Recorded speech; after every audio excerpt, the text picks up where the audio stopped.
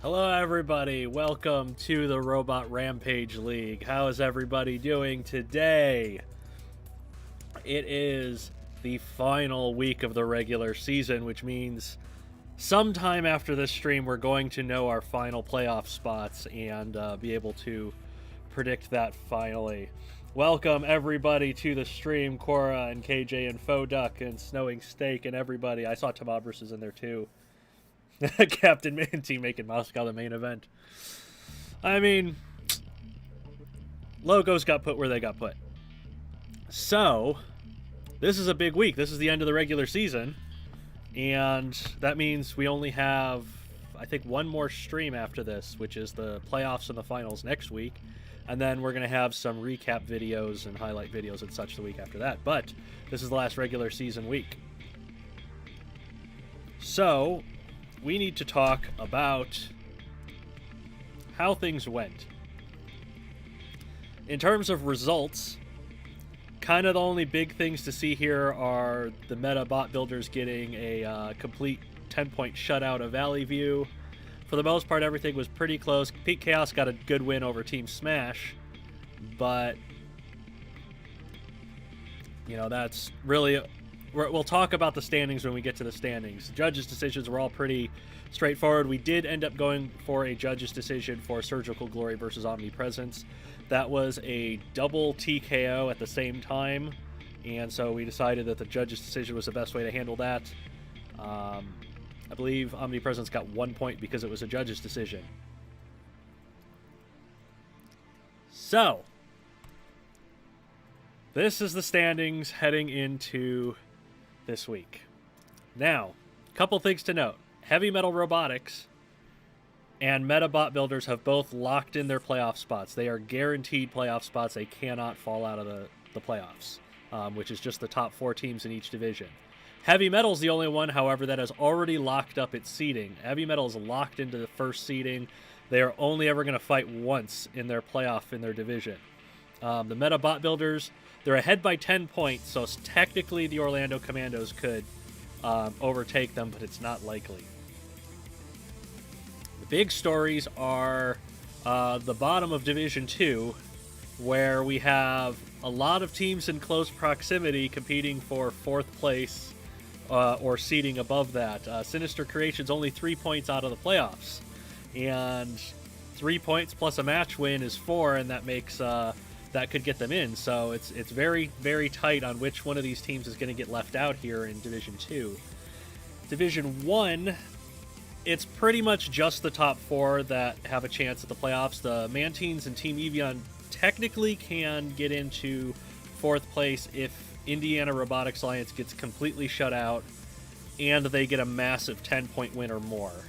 The Mantines are 9 points out, so they would need to win. They would need to win basically every fight and have Indiana shut out to get in. So that's not likely to happen, but it's possible. The big story for Division 1 is the final seeding, because the playoffs are going to be stepladder format, which is 4th and 3rd fight, then the winner of that fight 2nd, then the winner of that fights 1st. So the higher up the seeding a team is, the less fights they have in the playoffs, which makes Heavy Metal locking in the first seed a massive advantage for them. So it's going to be interesting to see how the seeding goes, particularly with teams that are super close together like Orlando and C-Team or Pink Chaos and HIVE. But we can talk all we want. It doesn't matter until the robots actually start fighting. And I start reading chat for once. Any more SNS double KOs? Possibly, possibly not. What happens if teams are in a tie for the 4th spot in the playoffs? So, points. We go by points first, then by fight wins, then by match wins, then by draws. Then we go by TKOs, KOs, etc. So, there's enough tiebreakers that we can break ties in the standings. And let's get the final regular season matches started with, of course, Stormlab, who is fighting the Orlando Commandos. This could be big for Division 2 because Stormlab's not a bad team. They are like 6th overall for the whole league. They're not that bad. They're actually pretty good. Orlando's currently 2nd, though. So, up first in the lightweights is Firestarter, an asymmetric horizontal spinner.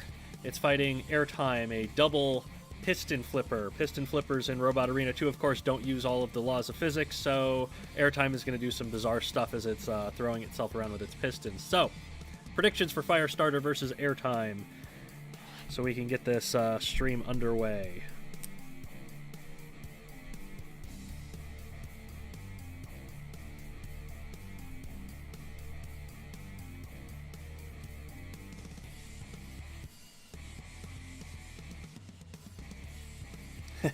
Firestarter should have been called Stream Starter. You're not wrong. Maybe if it was water themed, it would be Stream Starter. Alright. Pretty much the whole chat is predicting Firestarter here, so let's see how it goes.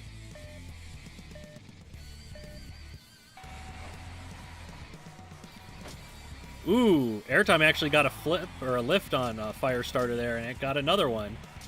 Firestarter's trying to get into Airtime's side, but Airtime is pretty... Well, it was pretty well keeping it at bay and got it upside down now. Lost one of the piston arms, though. And Firestarter knocking a wheel off of Airtime now. So Airtime, the damage really piling up now. It's just caved in the right side of Airtime Firestarter has. And now there's smoke pouring out of Airtime. Ooh, control board hits just from shuffling around. Airtime's doing everything it can to try and turn Firestarter over here with that remaining piston. But that is going to be a knockout in 47 seconds.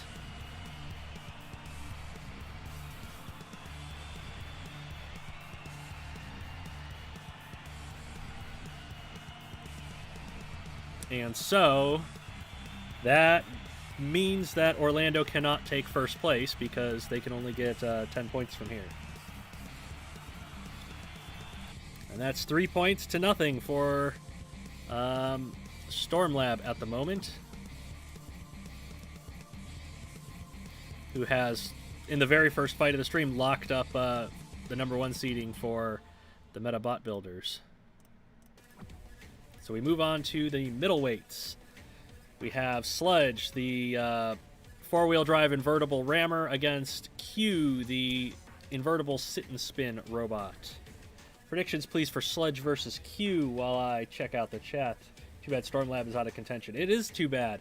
Stormlab would be 2nd if they were in Division 1, and they're currently 6th in Division 2. Division 2 is very strong.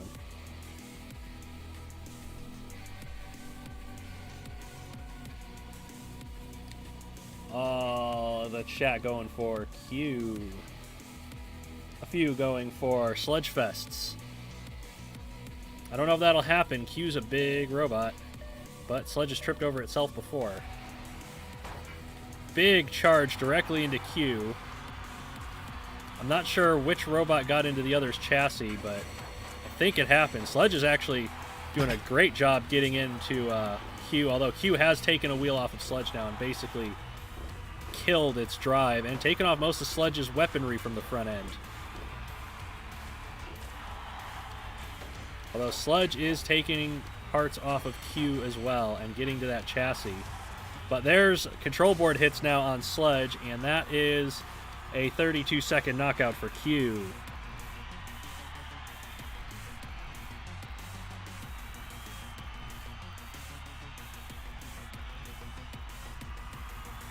And so the match is tied 3-3, and that is going to... I think that is going to put Orlando into 2nd, probably, because they were up by, what, like 5? Orlando's in a good spot for the 2nd seeding right now. As we go to the heavyweights. How many wins does Sludge have? A few.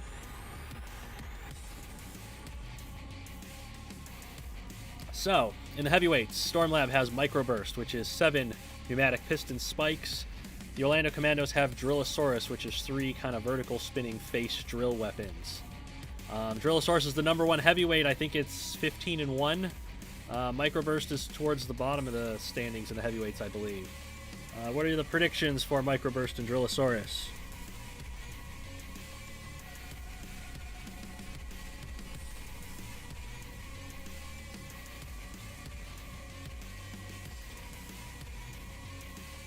Yeah, everybody going for Drillosaurus for this one. It's a shame that I don't see American Killjoy in chat, seeing as his team is competing at the moment. Or the team that he supports is competing at the moment.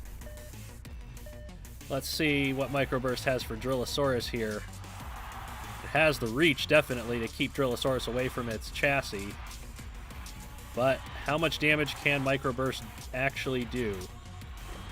It's already lost some of its piston spikes. And Drillosaurus doesn't really seem all that bothered by it so far. There's all the piston spikes gone. Whoa, and Drillosaurus' drill just turned Microburst straight up. And Drillosaurus is just going to drive right over all the debris and go right after Microburst's chassis. Microburst has broken that center drill off with those ramming spikes, though. And then lost one of them in the process. So Microburst able to take out the center drill. Oh, and now it's gotten underneath Drillosaurus. It's going to take Drillosaurus over to the grinder. This is a good strategy from Microburst, who doesn't really have a whole lot else that it can do. Didn't really amount to much in the end, though. And look at the damage that Microburst chassis has taken now. It's trying to get some distance. Most of the weaponry broken off of the left side drill of Drillosaurus. Microburst now tripping over its own spikes. So now all the weaponry is broken off of that left side drill. Drillosaurus tries to go for a wheel. We are 90 seconds in, the last of the ramming spikes off of Microburst. And the left side wheel now as well. So this is a war of attrition here between these two, as Drillosaurus only has 2 spikes left total. And it looks like the defensive spike on Microburst is actually doing damage to Drillosaurus' chassis here. As Drillosaurus is desperately trying to cut up Microburst before the end of the fight. There's the control board hits.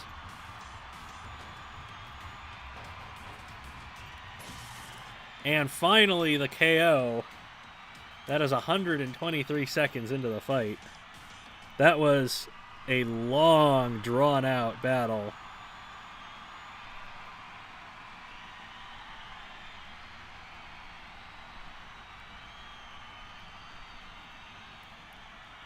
Microburst doing everything it could to get to the end of that fight and push a judge's decision, but nope. Orlando got the 3 points for the knockout. Very, very destructive, very durable Microburst was. So it is time for the super heavyweights to close this match out. Stormlab has Oregano, a double vertical hammer spinner. The Orlando Commandos have Abrin, which has 4 Warpick style axes. Neither robot is invertible. However, Oregano, I believe, has the better ability to right itself from some situations. So, predictions for Oregano versus Abrin.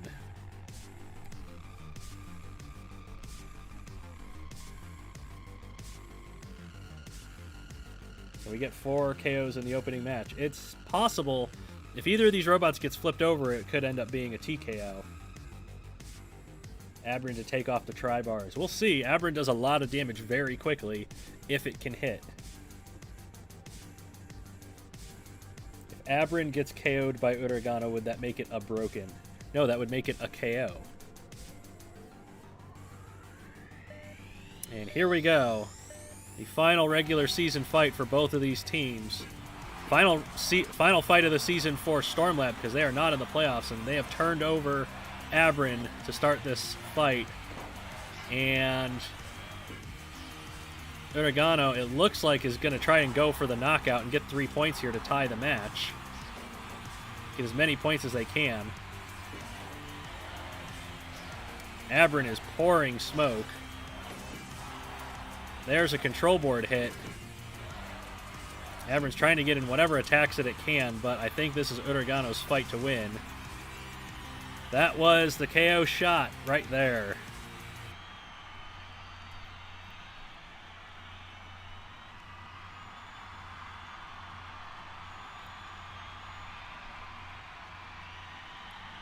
"36 seconds. So, that means this match is tied 6-6. Nobody gets the bonus point, which means Orlando, with only 6 points here, is vulnerable to falling to third or fourth if the other teams get a lot of points here. 6 points is enough, but not enough. So that could have been big for Stormham. It's bad for Orlando. Orlando has more draws than any team in the league right now, and that kind of hurt them here because if they got wins, all of those bonus points would have put them in first place. But it's not to be. So we move on to the Meta Bot Builders against the Indiana Robotics Alliance. The Moscow Mantines are going to be watching this very closely and hoping Indiana gets shut out. 7th draw for Orlando, yeah. So, the Metabot builders in the lightweights have Uglybot, a pneumatic piston spike robot that's invertible. Indiana Robotics Alliance has X-Factor, a low-slung horizontal spinner. Predictions, please, for Uglybot versus X-Factor.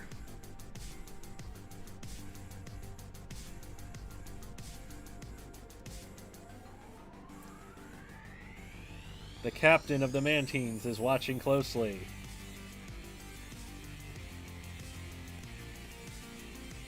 Chat is kind of split between Uglybot and X-Factor here. Uglybot definitely has the reach to get in and get that weapon motor, but it has a lot of chassis to be hit from the side, which is how X-Factor likes to attack its opponents. And it appears that that's what's going to happen here. It took the weapon straight off of Uglybot, who now just has ram power left. Way too much drive power for its own good, and X-Factor's not even going to give it that. It's going to take the wheel right off the side. And it looks like this is going to be GG for the Moscow Mantines and Team Eeveeon, because Indiana Robotics Alliance has a 3-point knockout.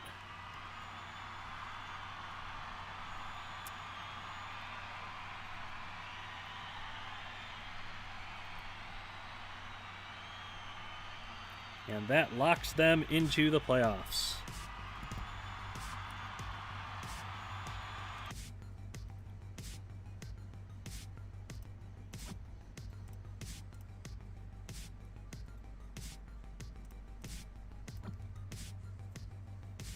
Uglybot even uglier now. True. Very true. Sorry, Cap, it was a good run. It was a good run for the Mantines. They can still end up 5th overall, or 5th in the division, which is not bad. You know, just missing out on the playoffs by 1 is not that bad. So, middleweight time. It is Creighton for the Meta Bot Builders, 4 rear hinge flipping arms against the Iron Curtain, a big wall of defensive steel plates with a piston poker that can reach wedges that comes out between them. It's not invertible. Predictions for Creighton the Flipper against the non-invertible Iron Curtain.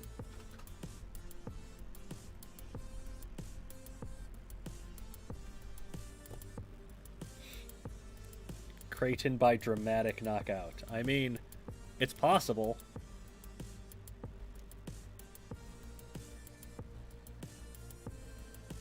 Iron Curtain's weapon is pretty much useless. It beat the crap out of Planetary Conqueror last week or a week or two before. So there is a flip from Creighton. It's going to toss Iron Curtain up into the air. And it's just going to play with its food for a little while here. Meta is already locked into the playoffs as Physics gets angry about the piston breaking off. Meta doesn't really care about points here, so they're just going to do whatever they want with this fight and have a good time with it. Maybe be able to get a ring out for Creighton. Has Creighton had any ring outs this season? I don't think it has. It got Iron Curtain on top of the wall for a moment there. Oh, but it's righted it, and now Creighton is going to take damage from that piston because the flipping arms are out of sync. This is a bad place for Creighton to be in right here. Oh, but the piston breaks off. And so Creighton no longer... Whoa! Creighton is going to send the Iron Curtain into orbit. Creighton has 4 ring outs. Okay. Can't remember which one of the flippers it was that doesn't really get ring outs. So there goes the piston once again. Iron Curtain totally incapacitated upside down. Creighton's going to get it on top of the grinder and the wall here. And just kind of play around with some of the debris for a bit.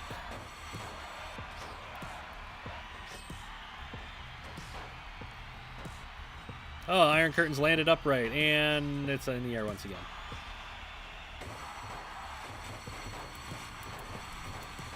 Iron Curtain basically unable to do anything at all. And Creighton just playing with its food. And it looks like Creighton's going to take a TKO here.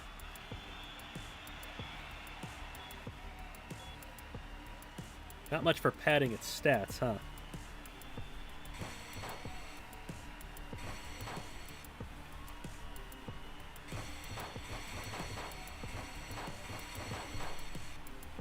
So Meta is now trailing 3-2.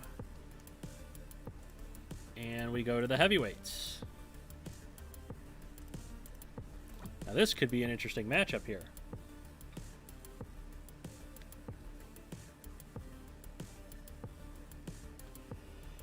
So, in the heavyweights, the Metabot builders have Psychogenic Harmfulness, a double vertical spinner. Indiana Robotics Alliance has Second Amendment, which is an invertible four-wheel drive rammer, and the spikes are kind of angled slightly down for wedges. Psychogenic Harmfulness cannot self-right if it gets knocked over, and those front stabilizers have been shown to be vulnerable before. So, predictions for Psychogenic Harmfulness versus Second Amendment. There's a lot of syllables in those names.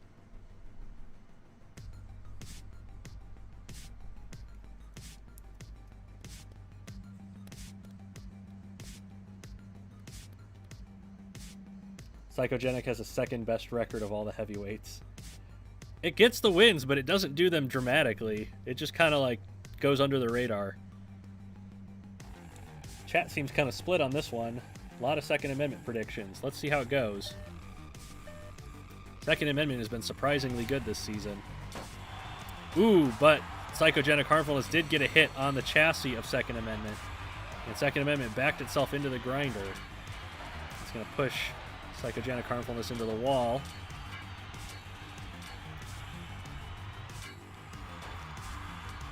And it is taking chassis damage, Second Amendment is, each time it runs into Psychogenic Harmfulness.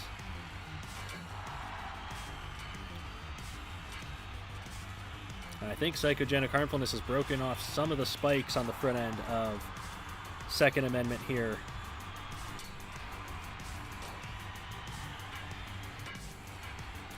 Second Amendment just continues to just slam away at it. But look at the damage to Second Amendment's chassis so far.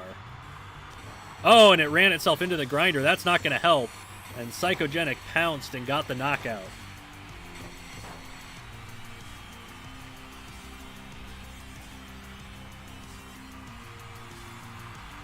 So originally they were kind of trying to wear each other down, but Psychogenic Harmfulness saw an opening and took it.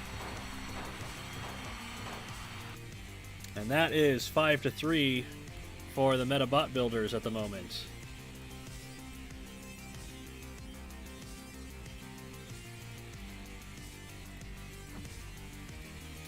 And so one more fight for the regular season for both of these robots. We've got Spearmint for the Metabot builders, a spiked scoop which is designed for scooping robots right over the arena walls. The Indiana Robotics Alliance has Black Widow, which is a single drill weapon with a lot of defensive spikes along the sides and top of the robot. Predictions for Spearmint and Black Widow.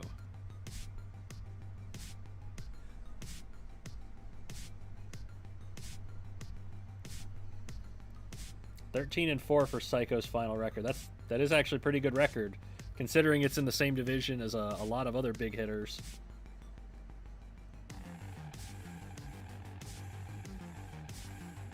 Spearmint leads the league with 5 ringouts. Can it get a 6th? How's it going, Blackbird71? I see you there.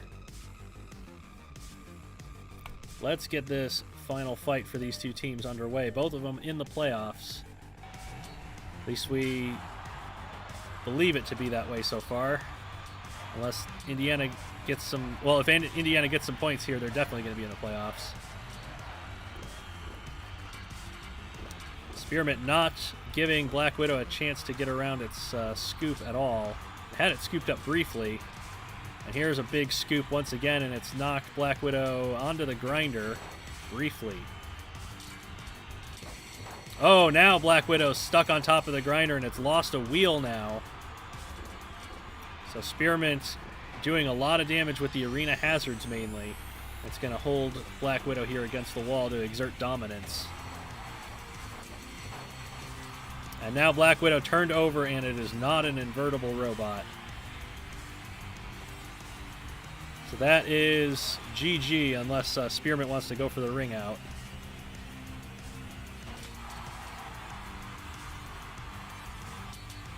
Oh, but Spearmint has flipped itself over the top of Black Widow. However, Black Widow was immobilized first, so Black Widow's going to get counted out. This is going to be a TKO for Spearmint.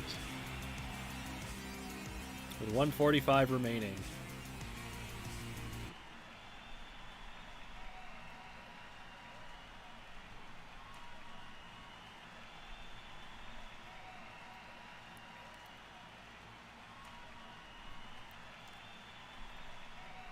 And that is a 7-3 win for the Metabot Builders, who didn't need any more points, but they got them.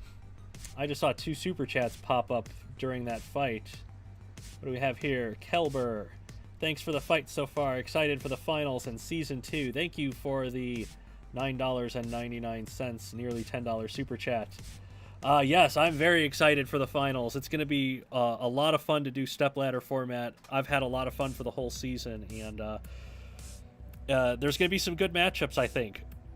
Because, like, we have precedent. We've seen what these teams do to each other because they've all fought each other, but weird stuff happens in Robot Arena too, and the same fights don't go the same way every time. So the playoffs should be really fun and really exciting.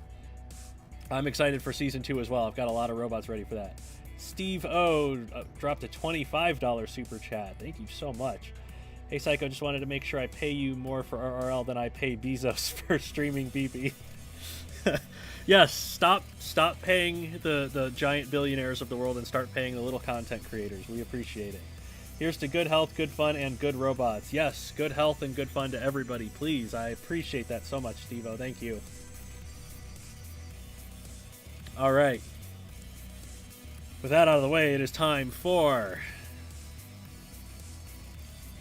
Kinetic Creatures, who are out of playoff contention. They are just trying to rack up as many stats as they can against Heavy Metal Robotics, who is locked into the #1 seed in Division 1. So, we have Steel Dragon for Kinetic Creatures, a vertically oriented saw blade spinner. We do classify saw blade spinners differently from other spinners in the Robot Rampage League because saw blades do slow amounts of damage over time instead of a bunch of damage at once. Heavy Metal Robotics brings Voidwalker to the lightweights. It's a 360-degree horizontal spinner. So predictions, please, for Steel Dragon versus Voidwalker.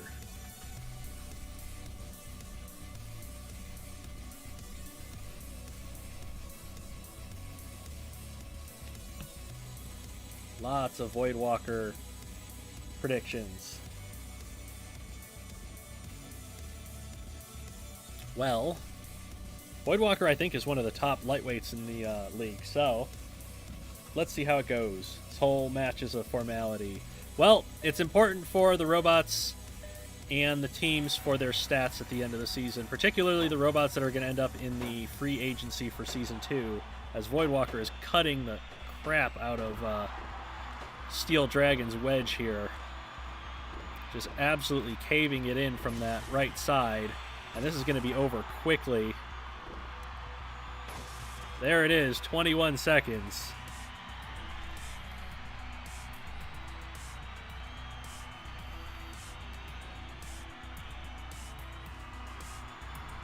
Three points to Heavy Metal.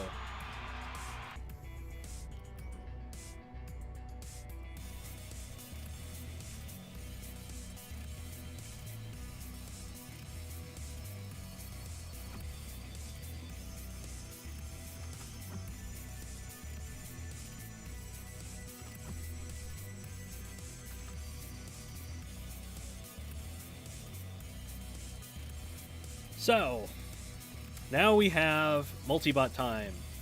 Kinetic Creatures has Siege, a vertical bar spinner.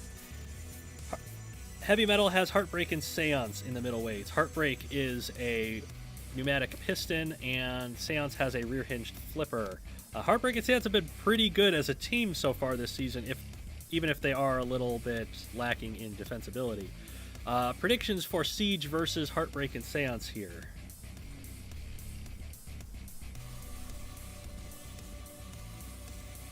Ooh, Tamabris just dropped a 24-pound super chat. Thank you very much, man. Got a big tea from Oven and a large Italian white wine to celebrate the end of a 6-day shift.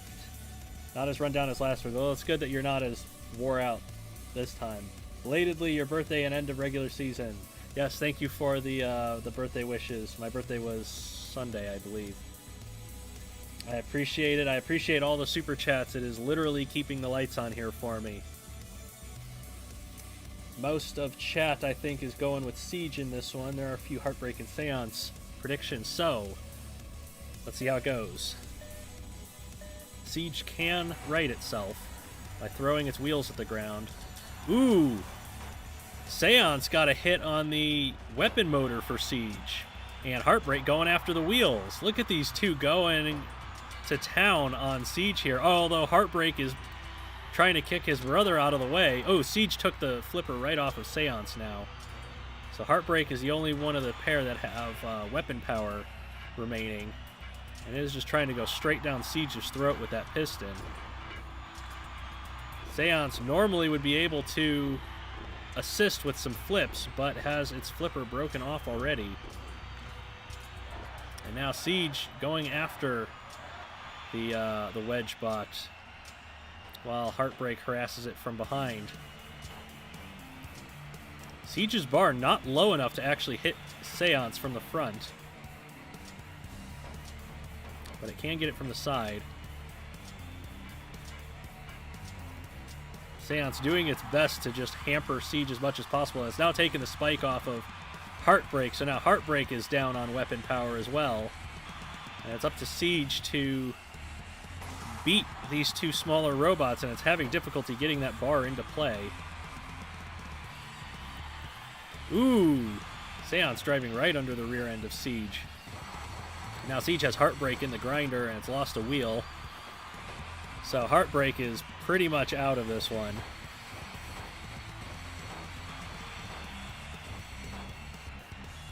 Now Siege going to go after Seance and just drive straight up the wedge. So Seance demonstrating that it can be an excellent wedge, and it's gotten Siege stuck on the grinder, and Siege has lost a wheel. Oh my goodness, are they going to cheese a win here? Oh, Seance killed itself on the front end of Siege, but Siege can't move. Oh my goodness. Wow, what a surprising victory here. Unless Siege can get down in time, but it cannot. That's a TKO for Heartbreak and Seance. How about that for a surprise twist?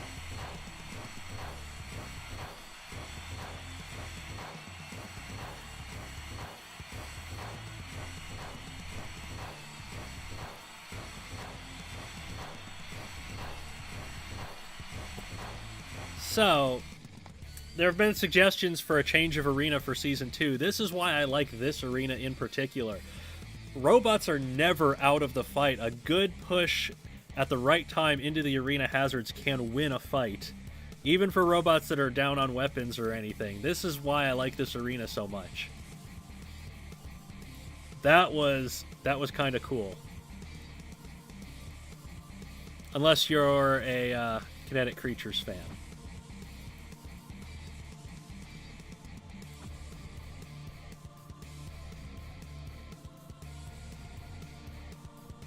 So, in the heavyweights, Kinetic Creatures bring Surgical Glory, a sit and spin flail, flail sit and spin thwackbot basically.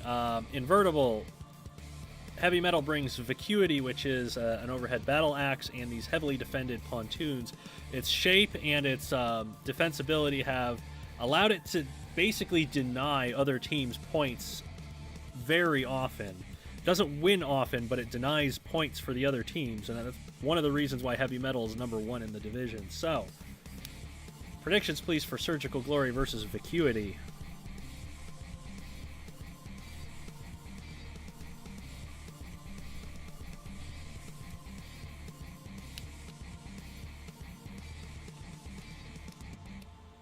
Am I still reeling from last week's $150 super chat? Absolutely.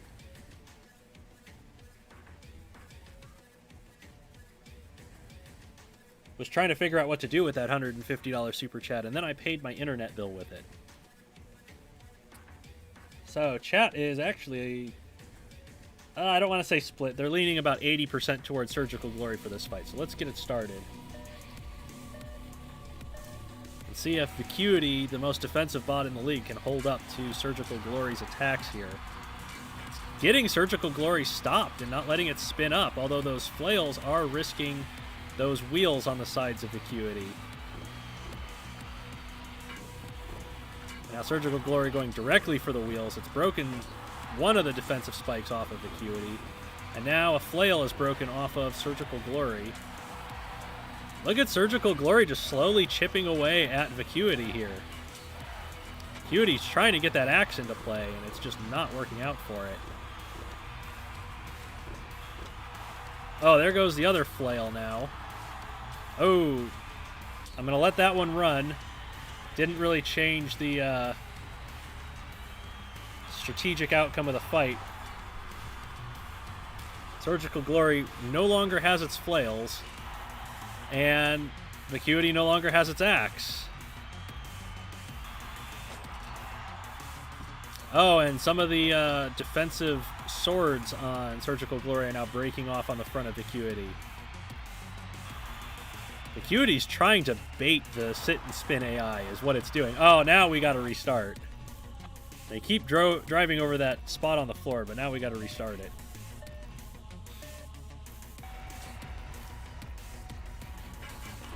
Oh, what an attack by Vacuity to take one of the flails off immediately. Those flails are the biggest threat to Vacuity's wheels, because they can definitely swing around the side of its defensive work, like right here. And now that other flail is broken off. Vacuity's doing a good job breaking Surgical Glory here. And Vacuity once again trying to bait the sit and spin AI into getting stuck. But it is not working out for them. Surgical Glory still with those spiked extenders.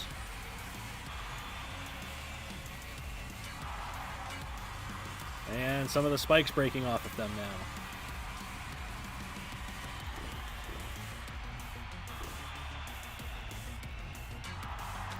And now the extenders are gone, so it's Surgical Glory just down to swords for weapons. It's kind of defensive wheel guards. But it is breaking a lot of the defensive features off of the front of the Vacuity as well. And I think Surgical Glory is getting some shots into the chassis of Vacuity.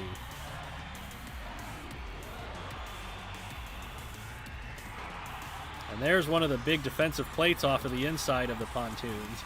Vacuity does still have that great big axe that it can bring down if it ever gets into Surgical Glory's chassis. Oh, it managed to flip Surgical Glory that time. And now Vacuity swinging that axe into Surgical Glory. More defensive features broken off. Just about 1 minute remaining of the time part of the fight. Oh, there's control board hits on Vacuity. As Surgical Glory gets a wheel. And now we might have an AI issue. Both of these robots are spinning around.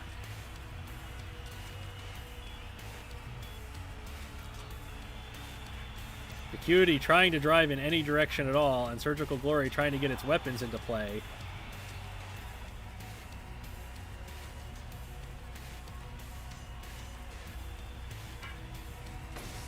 Oh, that's the KO shot, though. 22 seconds remaining. And finally, Surgical Glory gets the KO.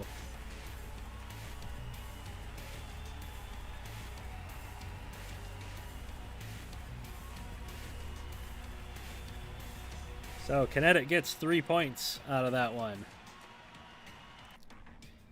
I think Kinetic is kind of competing with Stormlab for final standings below the playoff line. So, Stormlab got some good points.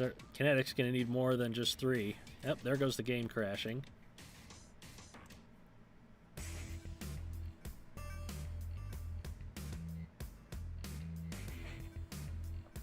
Kind of a fun fight. It was interesting. It was definitely an interesting fight. It was a methodical fight.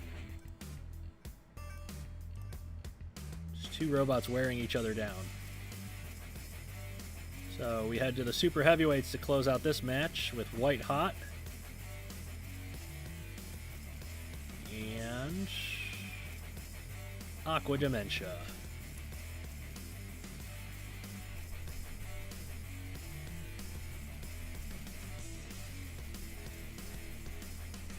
I see another super chat in here from Snowing Steak, dropping 5 pounds.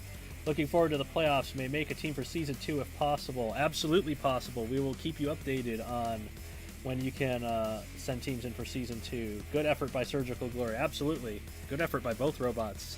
So for Season 2, it's going to be a few months in the making. We're going to give everybody time to get their robots ready and built and get their teams together. We're going to release the RRL AI pack for Season 1 first. Give everybody a chance to see how the robots work. Then we're going to release the rules after that and give everybody about a month to build for Season 2 before we start taking applications for new teams. So, yeah, there's plenty of time. If you still haven't gotten the game, if you haven't played it in a while, there's plenty of time to get the game and practice with it before Season 2. So, final fight of this match is White Hot, a horizontal bar spinner with a lot of defensive work, against Aqua Dementia, a side-hinged flipper. You're probably already leaving your predictions, so let me know what you think in the chat.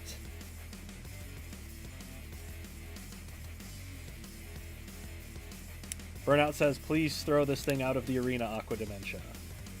It's possible. I don't think Aqua Dementia's gotten... Actually, there haven't been very many ring outs in the super heavyweights at all this season. Been kind of interesting.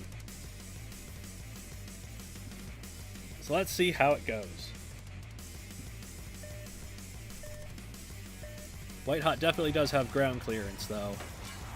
It got a big ram into Aqua Dementia's chassis, but Aqua Dementia's going to get right under it. Lop off some of those spikes with those spike flipping arms. Oh, look at the damage it's done to the underside of White Hot. And that's a knockout in 20 seconds. Aqua Dementia not playing around.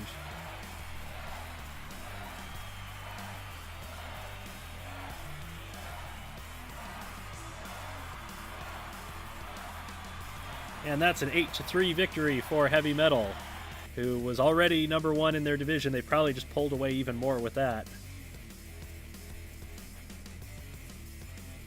So we move on to Team Eeveeon against the Robot Rebels.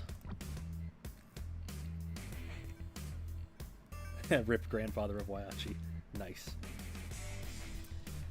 So both Eeveeon and the Rebels are out of the playoff spots. I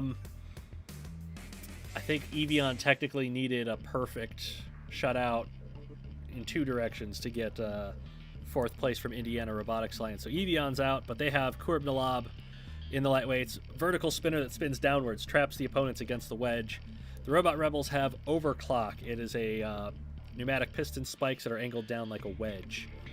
Predictions for Kurbnalab versus Overclock.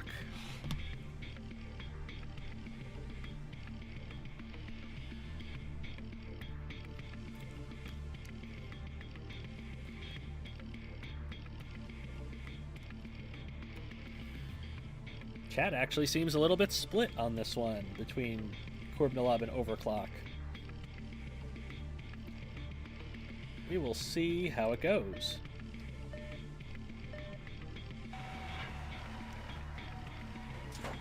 Ooh, Kurbnalab got a big hit onto the chassis of Overclock, but has fallen over in the process.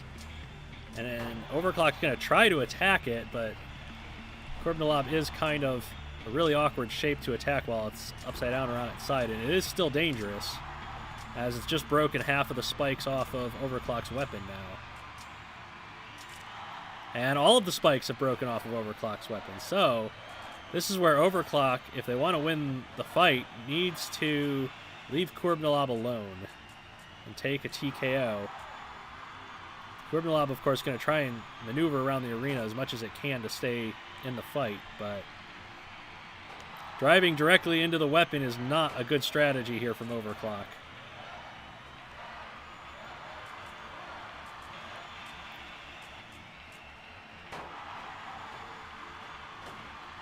And Overclock's got Kurbnalab pushed over against the wall, and it's going to kill itself here is what it's going to do. Unless the TKO count starts, which it has. There's 1 hit left on Overclock's chassis, but I don't think Kurbnalab is going to have the reach to hit it before the clock expires. So, Overclock barely squeaks out a TKO.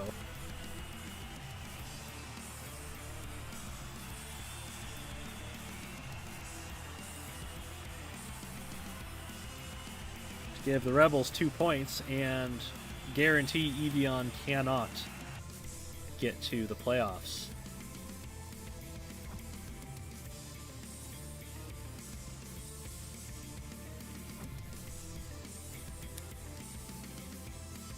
Middleweights time. Team Eeveeon has Spinning Cage of Death, a 360-degree horizontal spinner. The Robot Rebels have Dramatic, which is a vertical spinner in the shape of a drum. Neither of these robots are invertible. Dramatic has acted like a rotary lifting device sometimes. So, predictions for Spinning Cage of Death versus Dramatic.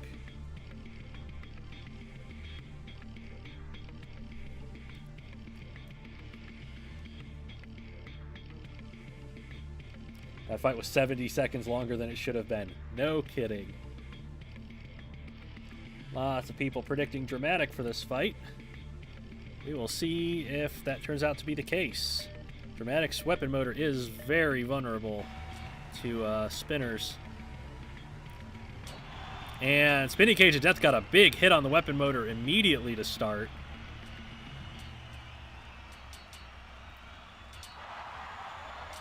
Dramatic trying to get in and unable to do so. And Spinning Cage of Death just going to lop the weapon motor right off of Dramatic. So now Spinning Cage of Death with the advantage here. Although Dramatic has those spiked stabilizers that kind of function as a wedge, gives it the ability to push. As Spinning Cage of Death breaks that extender that held the weapon motor. So Dramatic trying to utilize its design for pushing and control, and hope that it can push a judge's decision perhaps. One of the maces has come off of Spinning Cage of Death, who is not entirely unbalanced as of yet. Breaking its weapon on the defensive features of Dramatic. Physics got a little bit angry at the two of them for a moment. Ooh, that was a couple of big hits to Dramatic's chassis there. Ooh, big hits now. And I think another mace has come off. So Spinning Cage of Death losing its weapon gradually here. And it's trying to get into Dramatic's chassis.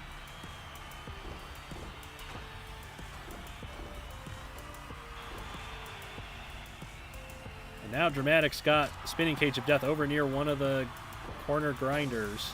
Ooh, but that is a control board hit from Spinning Cage of Death. And that is a knockout with 109 left.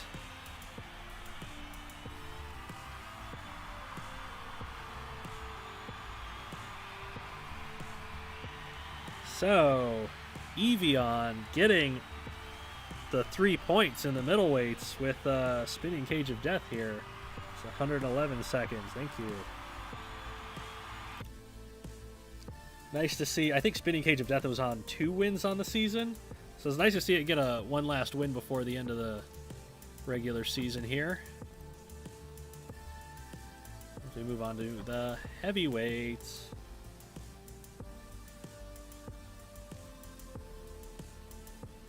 So, Eeveeon has Spike 6, double front-hinged flipper. The Robot Rebels have Zika, which is a triple rear-hinged flipper. Zika does not have any damaging components on its weapon. Spike 6's front-hinged flippers are spiked, so they do damage while it tosses robots through the air. Predictions for Spike 6 versus Zika, please.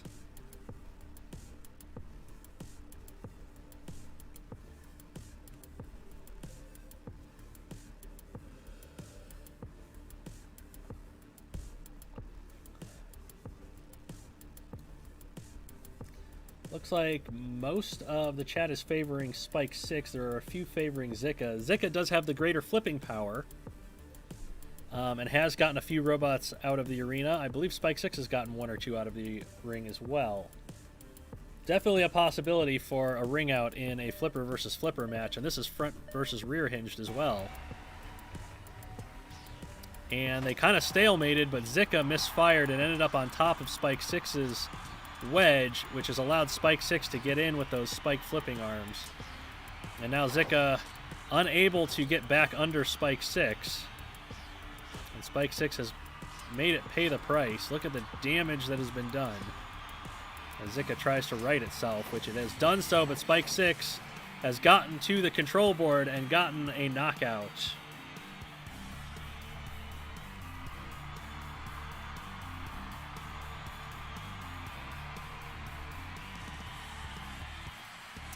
And just like that, Eeveeon has taken absolute control of this match.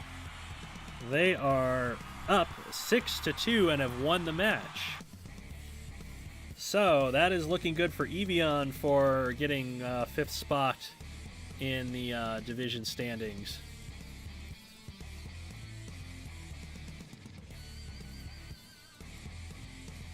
So let's see what the super heavyweights bring.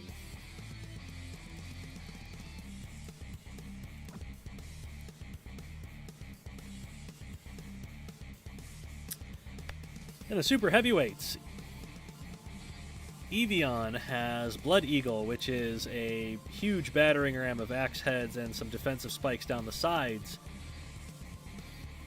The Robot Rebels have Heart Attack, which is 6-wheel drive wedgie rammer with some spikes over the top. They're both going to be charging head-on into each other, so what are the predictions for Blood Eagle versus Heart Attack?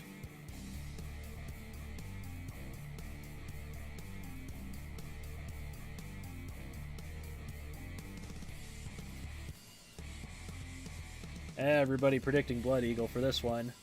We will see, because whoever gets the other end of the grinder could decide this one.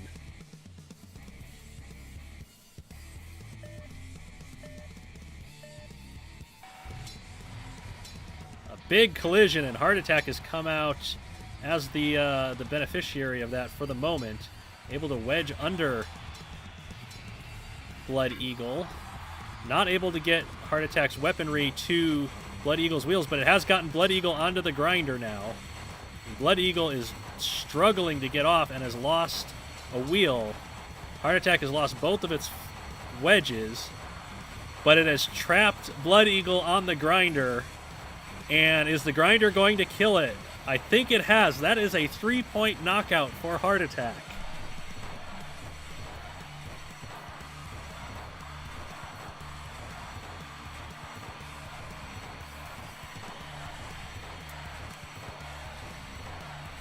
Like I said, a robot that can take advantage of the arena hazards can absolutely win a fight, and that is a 3-point win for the Rebels. So the Rebels have lost the match, but it is 6-5.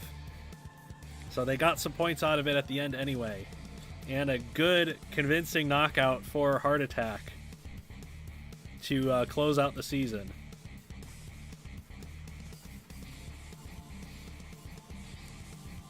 A lot of grinder action this week. The grinders have been deadly this week. Absolutely.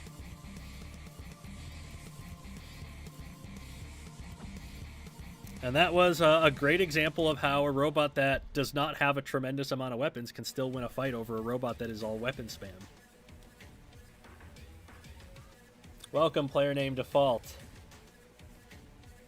Everybody has lost so far, so, you know, don't pay attention to the results yet. So, now we have the Moscow Mantines against Team Smash. And the Mantines, I think, need to win every fight by a KO in order to get the playoffs, so they're probably not going to do that, but we will see if they can stay ahead of Eeveeon. So, in the lightweights, the Moscow Mantines have Hailstorm 4, which is a front-hinged flipper. They're up against Bubblegum, which is a spiked scoop rammer that is not invertible. So, predictions for Hailstorm 4, the flipper, against Bubblegum, the non-invertible robot.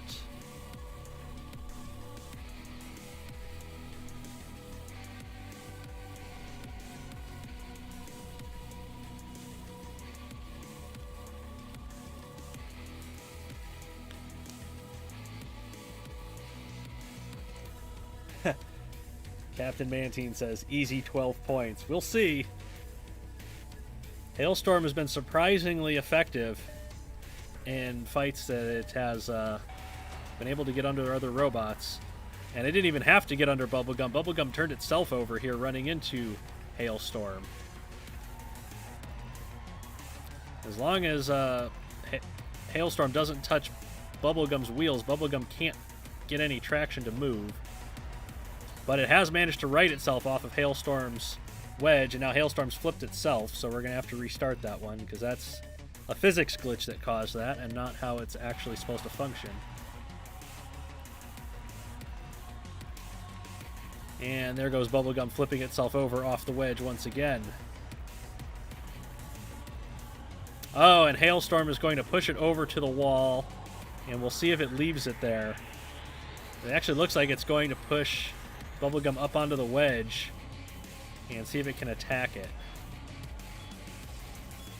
No, it is going to pin and force a restart.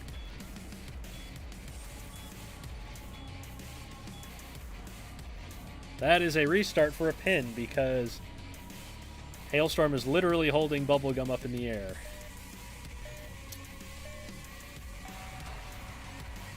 And Bubblegum is tripped over the floor this time.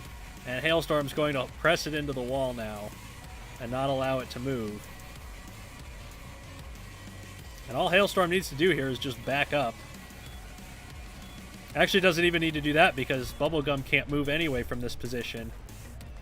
As long as Hailstorm's not physically holding it there. And that is a TKO.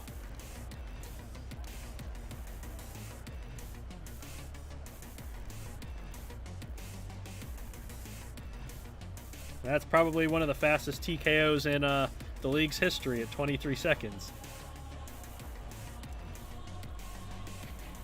So the Mantines up 2-0 over Team Smash, who's competing for a playoff spot in Division 2.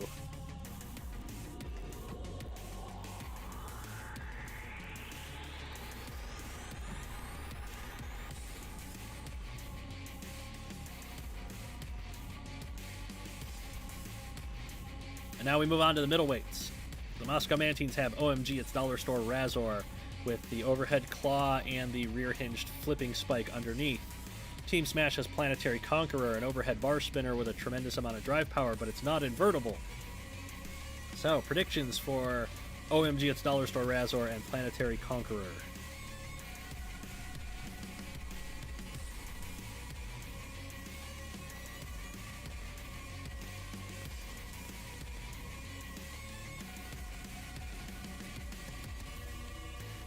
Lots of people in chat predicting Planetary Conqueror for this one. Razor has surprised us before, We will see what it has for Planetary Conqueror here. I see Baron Goals in the chat now, finally. It's only like the third stream he's showed up for. So Planetary Conqueror's gotten some hits onto Razor's wedge, and Razor's going right up Planetary Conqueror's wedge. The dollar store wedge is not working out for Razor. Oh, but it's under Planetary Conqueror now and has gotten it up in the air. The claw has come off of Razor, but it is making use of that wedge and rear hinge flipper at the moment to control Planetary Conqueror and actually do a little bit of damage, it looks like. Now Planetary Conqueror is going to return the favor and get under Razor and break the flipping arm off.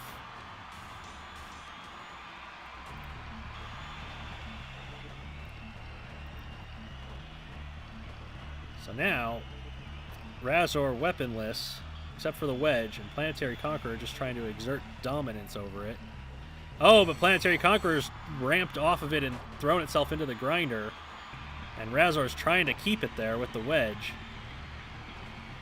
Planetary Conqueror once again jumping over the top of Razor and pushed Razor into the grinder itself and knocked a wheel off the back of OMG, it's Dollar Store Razor. And another wheel and a KO with the Arena Hazard for Planetary Conqueror.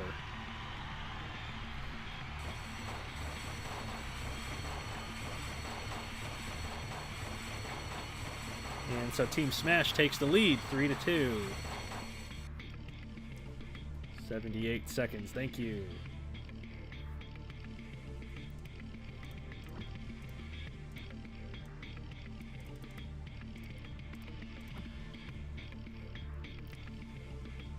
True winner of Robot Rampage Season 1, the Grinders. The Grinders always win. Don't mess with the Grinders. Planetary Conqueror almost did a Sludge Fest. It would have, how wild would that have been if it just ramped off of Razor out of the ring? So, in the heavyweights, the Mantines have Tougher Than Nails. These two side-hinged weapons with sledgehammers on them. Team Smash has Bioshocker, a double vertical spinner with protection on those front corners. Predictions, please, for Bioshocker and Tougher Than Nails.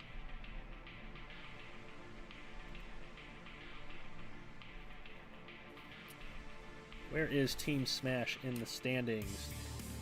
Team Smash is 5 points ahead. Or no, they are in fourth place, only 3 points ahead of Team Sinister. So Team Smash needs as many points as they can get in this match. And they've already dropped one fight to the Mantines, so they're going to be looking for KOs in this fight and the next. Everybody in chat going for Bioshocker. See if Bioshocker gets the KO. Or if Tougher Than Nails keeps it at bay. Look at this. Tougher Than Nails exerting dominance over Bioshocker. Oh, but it turned its back on it. Never turn your back on a vertical spinner. Bioshocker's got it up in the air. Now, Tougher Than Nails going to try to push Bioshocker back towards one of the corner grinders. Oh, but one of the hammers is broken off of Tougher Than Nails now.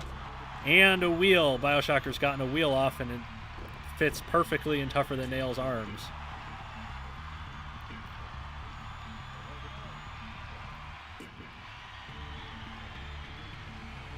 So Tougher Than Nails is having to break a count out here. And it is done so, I believe. And Bioshocker's just going to rip that left side weapon right apart and toss Tougher Than Nails towards the grinder. Ooh, look at that KO shot.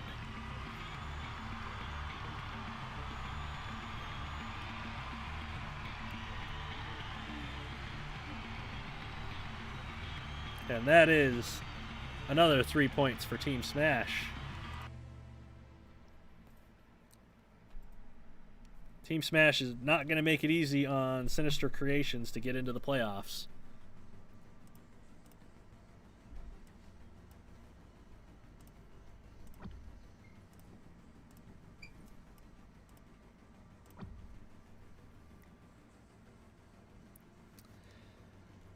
And now we come to The Super Heavyweights, the final fight for the Moscow Mantines this season. This is Falcon Punch, a sit-and spinner, against ID, which has racks of spikes on 4 pneumatic pistons.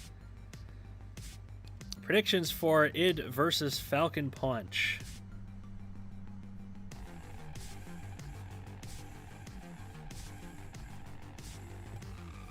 Team Smash is definitely going to be hoping for a win here. 6 points is kind of about the average that teams have been getting for the season. Like 5.5 points is the average. So it's possible for Sinister Creations to get 3 wins and beat them if they don't win this fight. So Team Smash is absolutely relying on winning this fight for their playoff chances.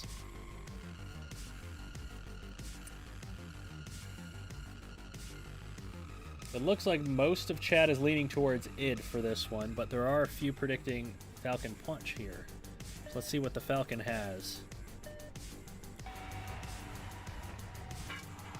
Well, ID comes in and gets Falcon Punch stopped against the wall. But Falcon Punch has already broken one of the racks of spikes off, but ID has gotten through to the chassis and taken a wheel off of Falcon Punch in return. And now Falcon Punch getting its fist stuck behind one of the spike pistons. And ID is doing a fantastic job keeping Falcon Punch stopped, but it is losing its weapon in the process. Look at all the spikes and fists that have just come off everywhere. Actually, I think ID is down to a single spike left now. And it's gone. ID is down to no weapons at all. It was doing a great job keeping Falcon Punch from getting up to speed, but it lost its weapons anyway. Now it's just trying to keep Falcon Punch stopped against the wall and hope to exert dominance for a judge's decision. Falcon Punch actually isn't really moving at all anymore. There's smoke coming out of Falcon Punch as it bumps against the grinder. It has taken a lot of chassis damage trying to push Falcon Punch here. I guess the question to ask is, with its reduced mobility, can Falcon Punch break a TKO count if it has to?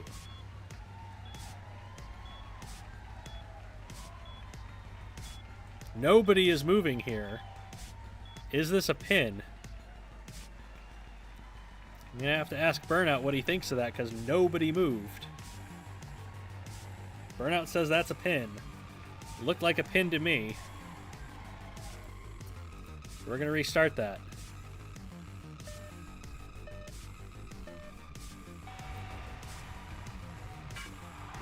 As ID comes charging in and loses an entire rack of spikes off of the bat. Kind of shuffling Falcon Punch towards a grinder, but Falcon Punch is spinning away and getting up to speed now. And look at the speed that Falcon Punch has gotten up to. Breaking spikes off of ID. ID trying to get Falcon Punch stopped, and it has a spike getting through to Falcon Punch's wheel, but not able to do any significant damage with it. Falcon Punch spinning away and clipping those spikes off of the front of ID. It's broken one of the defensive plows off the side of ID. Now ID is lost. It doesn't know what to do anymore. As the last of the weapons come off of ID. And now the Falcon pounding away at the front of the chassis. And knocks a wheel away. ID is coming apart here.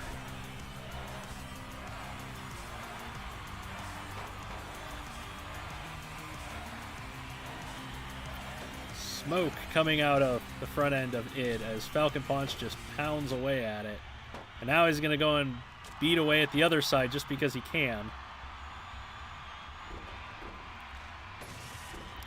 Control board hits, another wheel is off. And that is a knockout with 121 left. 17,000.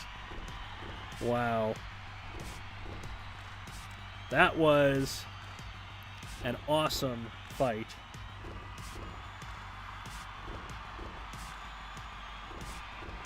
And Moscow has gotten 5 points out of that.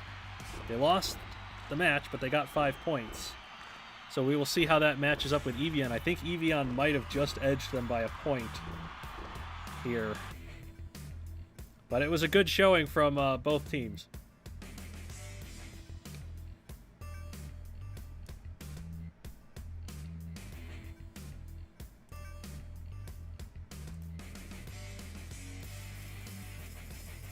And now to the team that is trying to bump Team Smash out of the playoffs, Sinister Creations against HIVE.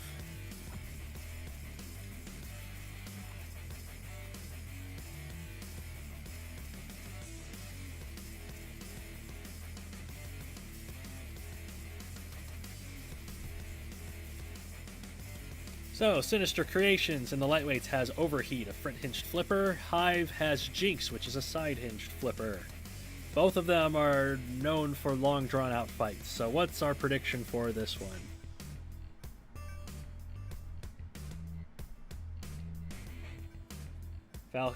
Captain Mantines says, "Thank you, Falcon. Maybe you'll see light of the next season after all." Falcon Punch was the big point scorer on the Moscow Mantines this season, so absolutely would be cool to see it back.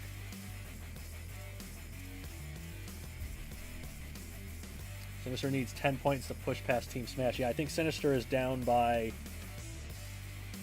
3. And Team Smash just got 7 points. So yeah, that's a 10-point gap. Sinister needs a big win here. Chat is split. So let's see how it goes. Oh, Jinx with no trouble getting under Overheat.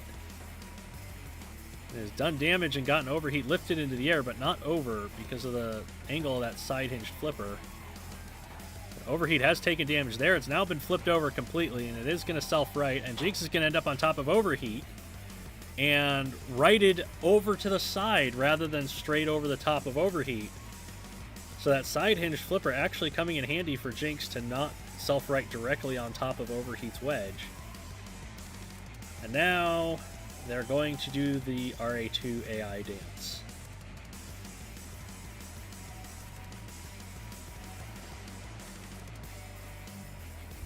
Oh, but Jinx backs up and takes a charge. And now they're going to stalemate wedges instead.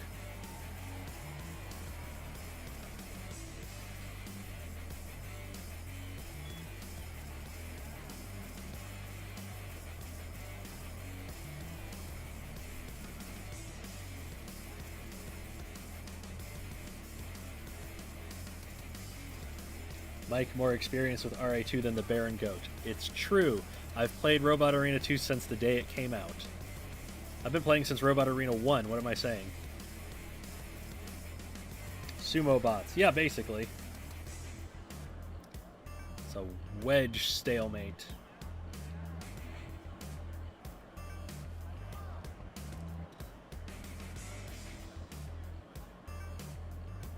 Usually hate HIVE, but I'm rooting for them so Team Smash can get in. Well, Team Smash is currently in the playoff spot, so it would be more Sinister bumping them out than anything. So we have a little over a minute remaining in this. Want to drive a wedge in my head if this is going to last the whole minute. Yeah, it probably is going to, so please don't harm yourself for this. The fight will be over soon. This was a good fight for like 20 seconds. Yeah, pretty much. See that picture of Wild Thing? I did see that picture of Wild Thing. That was a great picture, Justin. As fun as watching paint dry. So I have an artist for a wife, and I can tell you watching paint dry is actually more fun.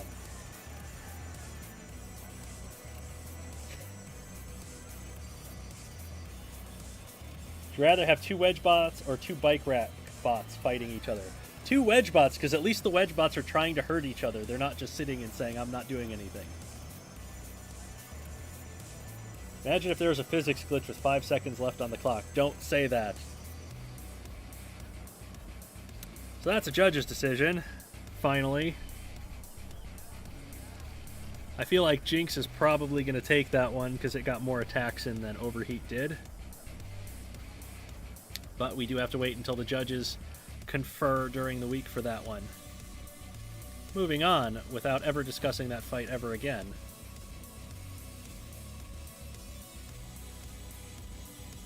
To a much more exciting fight. In the middleweight, Sinister Creations has Cycloid, 2 Warpick-style axes that are hinged from the side. HIVE has Gizmo, a 4-wheel drive invertible rammer that is way too fast for its own good. Predictions for Cycloid and Gizmo, please.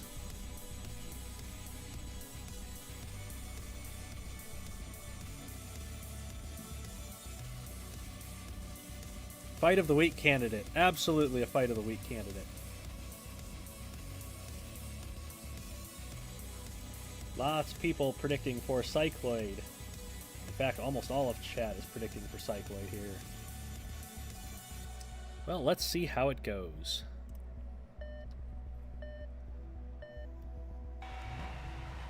Ooh, a great attack from Gizmo to start. Cycloid's not been able, it has been able to get past those front spikes and gotten one of Gizmo's wheels off.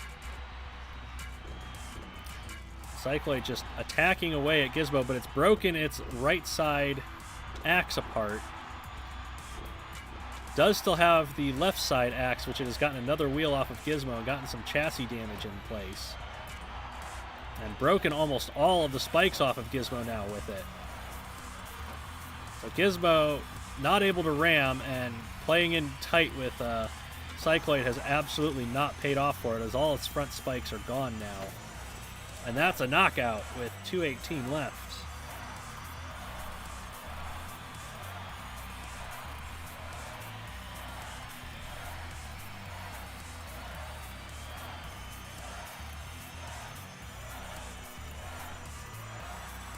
And that is 3 points to Sinister Creations. I think the best Sinister Creations can do is tie. I don't know if they get the judge's decision. I don't think they will, but if they get the judge's decision, they could technically beat Team Smash. But if they get 3 knockouts in the match win, that's only 10 points, and that'll tie. I think Smash... Oh no, they actually might win it on a tiebreaker. Sinister might.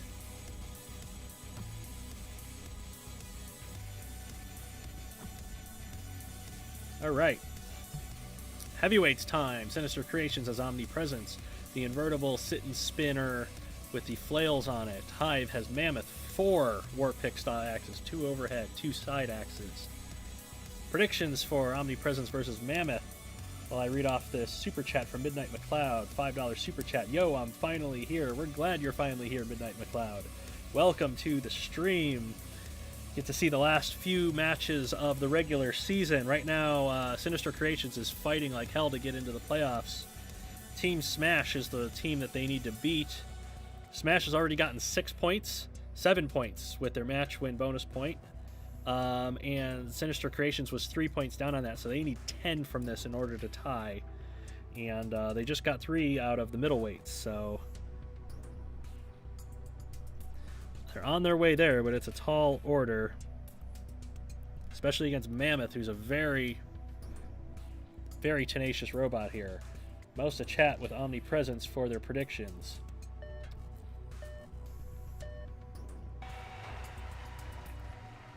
And Mammoth is going to charge in and knock a flail off immediately. And a lot of parts are going flying. That was the entire right side axe of Mammoth that has come off, as well as some more flails. Omnipresence, however, is kind of stuck in place. Mammoth has freed it, and now Omnipresence is down to no flails. Mammoth was just kind of spamming its weapons for a minute. And there goes the left side axe off of Mammoth.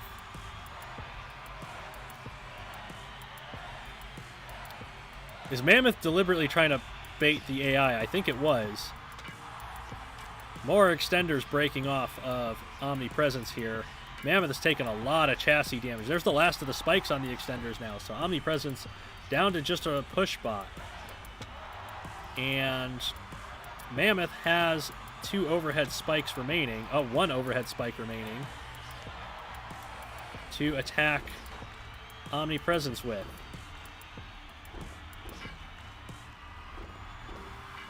However, Mammoth does also have defensive work in the rear to protect itself from Omnipresence. And look at the damage that Mammoth is doing to the top now of Omnipresence's chassis.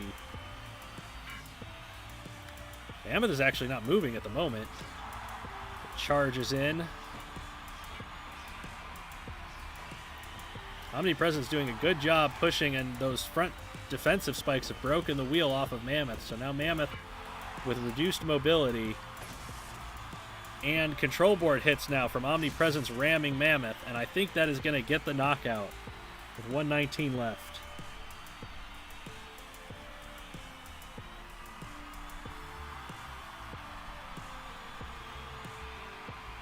A good fight from Mammoth, but not quite enough.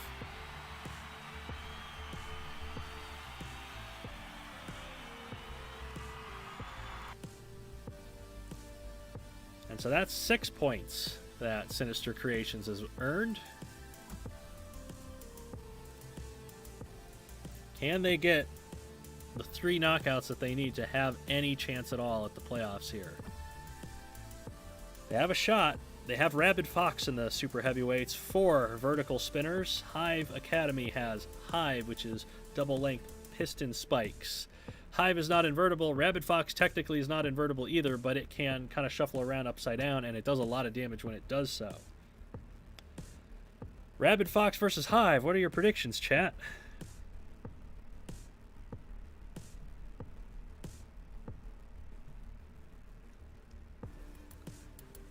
Glitches as far as the eye can see. You're not wrong. So, if Rabid Fox gets a 3-point knockout here, that's 9 points for Sinister, plus a bonus point for their match win. That's 10. That'll tie them on points with Team Smash. However, they will have 1 more fight win than Team Smash and will break that tiebreaker and get in. So, if Sinister Creations wins this fight by knockout, they are in the playoffs. Lots of chat predicting HIVE to win this one. Let's see if HIVE can get through to Rabid Fox and get the win or prevent a knockout at least. And HIVE does definitely have the reach, but it's lost its entire weapon immediately to Rabid Fox, who's lifted it up into the air. Now HIVE trying to push back against Rabid Fox, but not able to really do so. Rabid Fox almost falling forwards there as HIVE pushes it into the wall once again. Rabid Fox is just eating away at the defensive features on the front end of HIVE, and has taken a wheel now off of the front end of HIVE. Oh, but Rabid Fox has fallen over attacking. And now HIVE is going to push Rabid Fox over to the wall. Like I said, Rabid Fox is dangerous with those weapons going, but it has ended up on the grinder now. And HIVE is going to drive over there and try to attack it. Oh, and Rabid Fox has been righted by the wall. And so Rabid Fox is back into this fight now. And it is on the offensive and going after HIVE, who's just lost even more parts off the front end. It's going to shove Rabid Fox to the grinder. Rabid Fox attacking. There's not a whole lot of HIVE's chassis to get to, but it has done it. With 141 left, Rabid Fox has gotten the KO and I believe has won a playoff spot for Sinister Creations.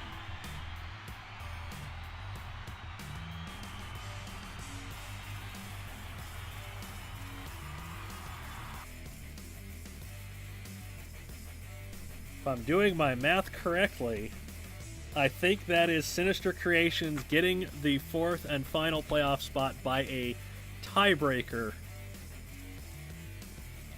over Team Smash. And Team Smash, was it Team Smash that was leading the league at the start of the season?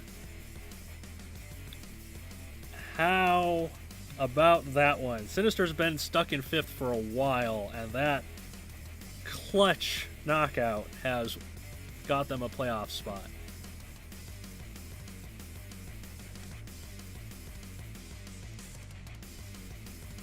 So now, Valley View Robotics Club against Pink Chaos. Team that I'm supporting here. Pink Chaos is in 3rd. Valley View is like 8th or something. So Hive was tied with Pink Chaos for points and has just gotten, what, a single point out of that match? So all Pink Chaos needs to do is get a win here, basically, and they have 2nd seed wrapped up. First fight is Overvolter versus Unprettier. Overvolter, the overhead axe. Unprettier also has kind of an overhead claw weapon. Predictions for Overvolter and Unprettier, please.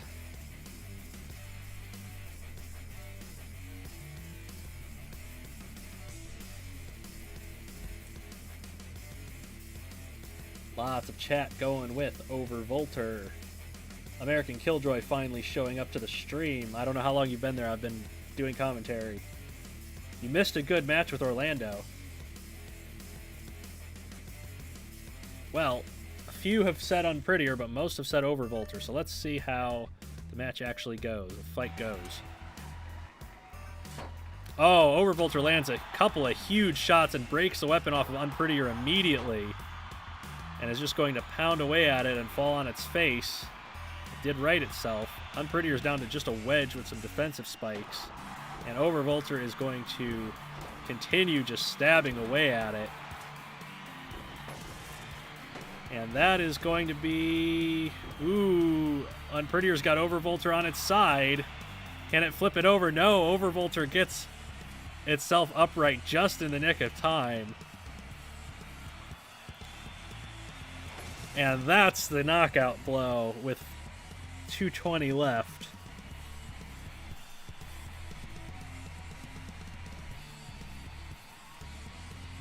That was so very nearly a win for Unprettier if it had managed to get Overvolter upside down. Had us on the edge of our seats for that one, so that's 3 points to Valley View.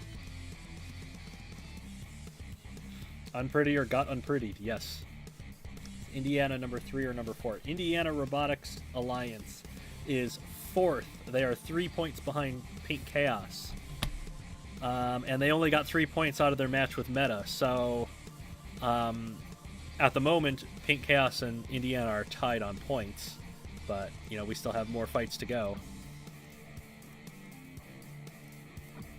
Middleweights time.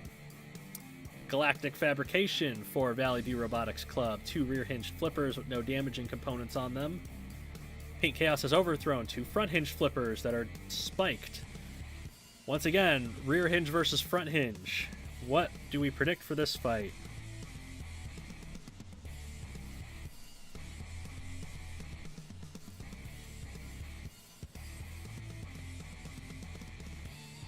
I think Hive getting sweeped might put them ahead. Lots of overthrown predictions. So Hive was tied with Pink Chaos and they got 1 point, so that puts them 4 points ahead of Indiana. And Indiana only got 3, so Hive would be ahead of Indiana by a point, I believe, at the end of this. Everybody's predicting overthrown. So let's see how far Galactic Fabrication gets overthrown. Oh, it went right up the wedge. There wasn't even any resistance. And Overthrown's actually just slapping at the front of Galactic Fabrication, and it got a control board hit and a knockout in 13 seconds. That is a very fast knockout for Overthrown.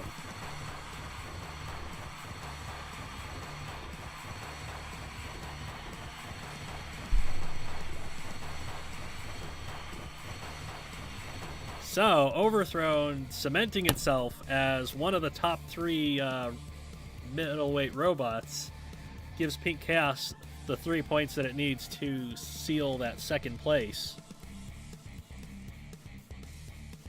Which means they will not be in the first playoff match. They will have to fight whoever wins Hive versus Indiana. And now we go to the heavyweights. Valley View has Cinnamon, the spiked scoop rammer that's not invertible. Pink Chaos has Panther, which is a rammer that is invertible. Has a mile of ground clearance, though. So, predictions for Cinnamon and Panther.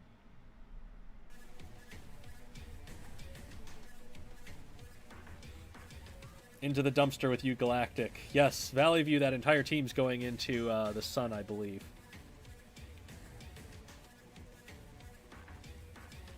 Everybody predicting Cinnamon here, so let's see if Cinnamon can win.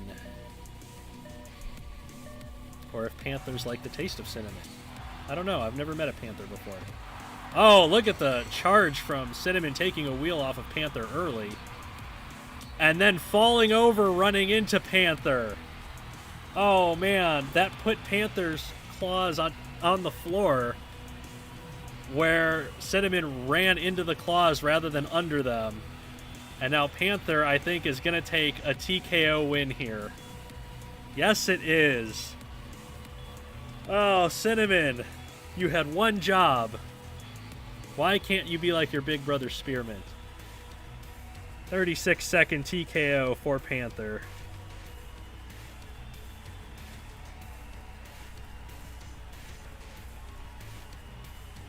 Pink Chaos has 5 points to 3.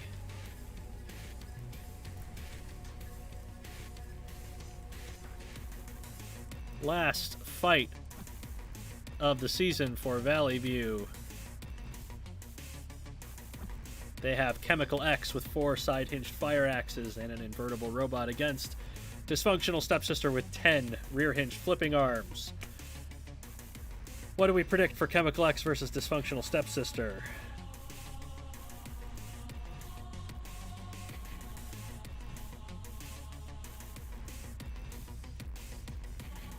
Into the sun with you, Cinnamon. Yeah, Burnout is going to have a lot of robots on this rocket to the sun. You'll need to borrow my Kerbal Space Program to fit them all in there, I think. Oh, everybody's predicting Dysfunctional Stepsister for this one. Let's see if Pink Chaos can get more than 7 points, which is their highest points total of the season so far. Was last week. They got 7. Ooh, what a flip by Dysfunctional Stepsister, but it took damage from TekonoAxe in the process, and now TekonoAxe attacking the top end of Dysfunctional Stepsister, who's flipped it over once again and doing damage to those motors. And now Dysfunctional Stepsister's flipping arms are all out of sync, but it's using them to take axes and defensive spikes off the front end of TekonoAxe, who is stuck against the wall here and is going to have to get free, which it has done so. And Dysfunctional Stepsister missing with that flip, and now all the flipping arms out of sync once again. But the last of the axes is gone now. Dysfunctional Stepsister's taken a beating here, as has TekonoAxe, who's now been flipped upside down once again. And a wheel taken off now. And Dysfunctional Stepsister parking TekonoAxe onto the wall, onto its end once again. TekonoAxe is going to come down, but lose more wheels and its control board in the process. That's a knockout for Dysfunctional Stepsister. Dysfunctional Stepsister got 1 damage point too many. And so, Pink Chaos has gotten 8 points and the match victory for that. So they are conclusively the number 2 seed in Division 1 there. All right. And we move on. We have 2 matches remaining. Next is the C team against Baltimore Kestrels.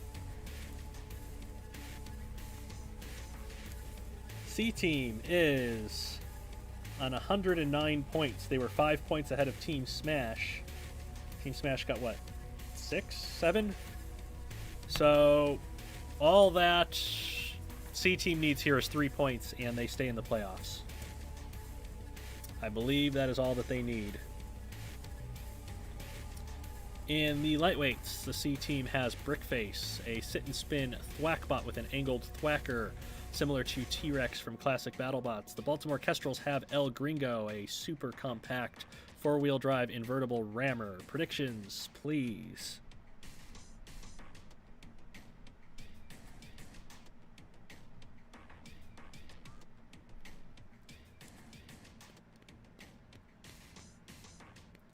Looks like everybody's predicting Brickface. Let's see what El Gringo has to answer that with. Hey, he's got a good ram on Brickface. And Brickface is getting upended by its own instability. El Gringo being smart and backing away immediately after getting its rams in. Except now it's kind of stuck against the corner of the arena, and Brickface is landing some big blows to it. El Gringo did upend it, but Brickface getting some hits in. There's another ram attack from El Gringo as Brickface bounces around. Brickface getting itself unstable, but it has knocked a wheel off of El Gringo now, so El Gringo's lost a lot of its ramming speed and control.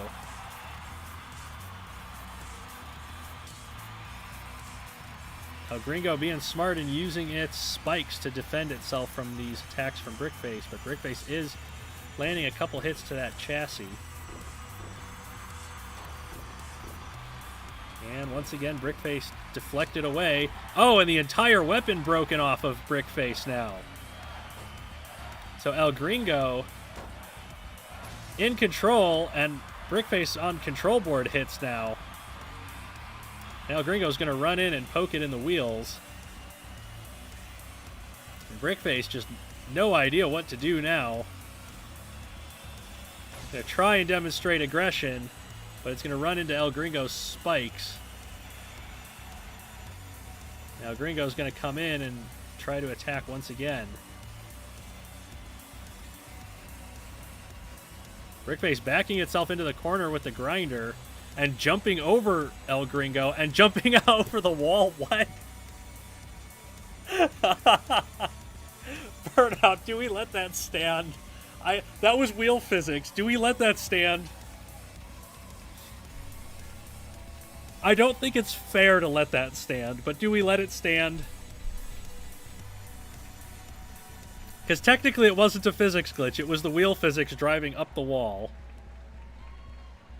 Yes, we should let... Okay, that's fair. We've let all of the other wheel physics stand this season, so that's Brickface throwing itself over the wall due to wheel physics. El Gringo now has a ring out to its name.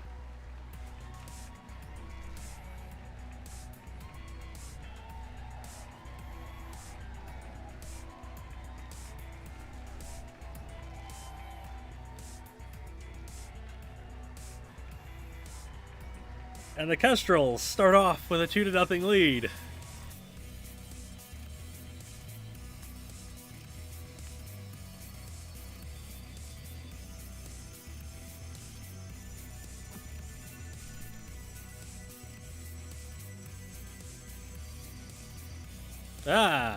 Game has crashed once again.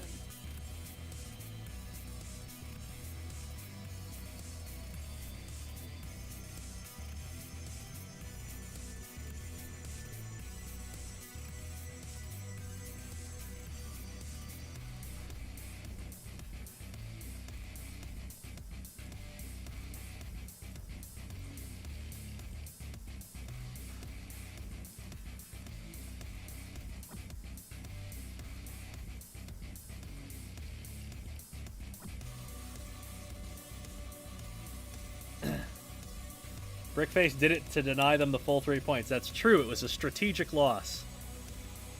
It threw itself out of the ring so that the Kestrels could only get 2 points, even though the Kestrels are out of the playoff standings. But okay, middleweight time. The C team has explicit equation, 16-0, undefeated, against the Baltimore Kestrels Drigger. Both of them are pneumatic piston spike robots.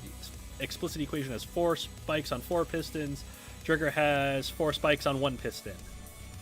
Predictions for Explicit Equation versus Drigger. 2 very similar robots here.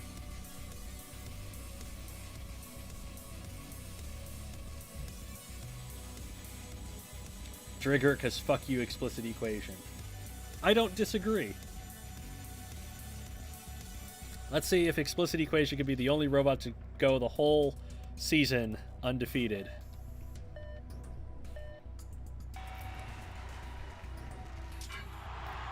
Oh, Explicit Equation ending up on top of Drigger. They're both just stabbing away at each other. Explicit Equation going right through Drigger's weapon to Drigger's chassis. They both had to break a count, I believe. Drigger taking more damage to its chassis than Explicit Equation has. And Drigger's weapon is coming apart here. But Explicit Equation has lost its lower 2 spikes. Still has the 2 upper spikes. Drigger is getting some hits with that single remaining piston spike, but I think it is going to be too little too late. Ooh, Explicit Equation's gotten itself over to the grinder and took a little bit of damage. Like I said, I think it's too little too late. It is 53-second knockout.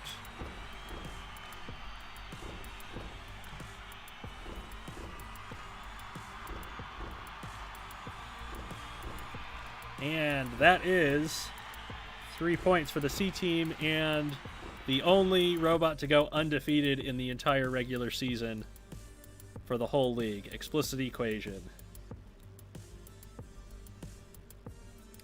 Math truly is a terrible beast. We were making jokes at the start of the season. You know, nothing beats math. Math is the ultimate.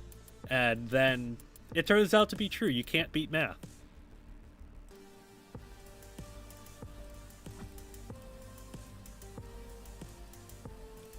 And so it's heavyweight time. Steel Dragon 2000 for the C team with rear-hinged spikes, top-hinged spikes, kind of bitey robot. The Baltimore Kestrels have Warbird, which has 3 rear-hinged flipping arms and a lot of side defensive features. Predictions for Steel Dragon 2000 and Warbird, please.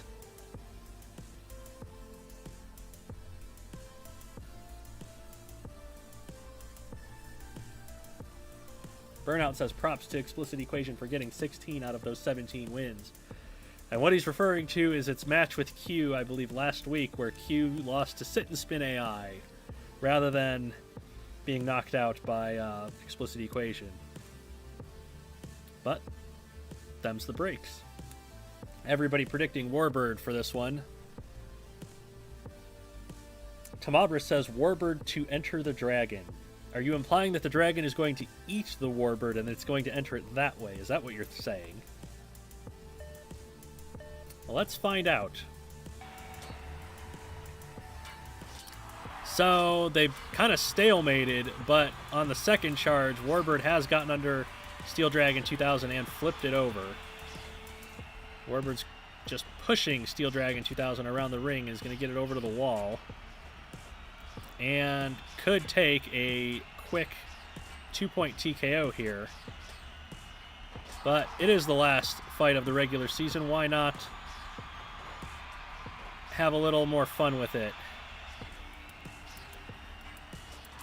As Warbird gets some more lifts on Steel Dragon 2000, who is basically helpless at this point.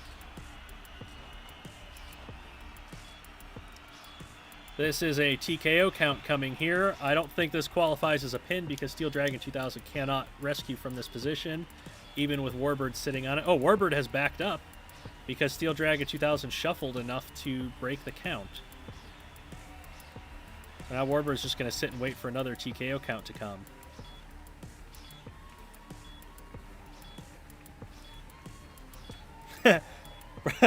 Burnout put the time in the chat thinking the fight was over. It wasn't. 147 left and it's now officially over. TKO for Warbird.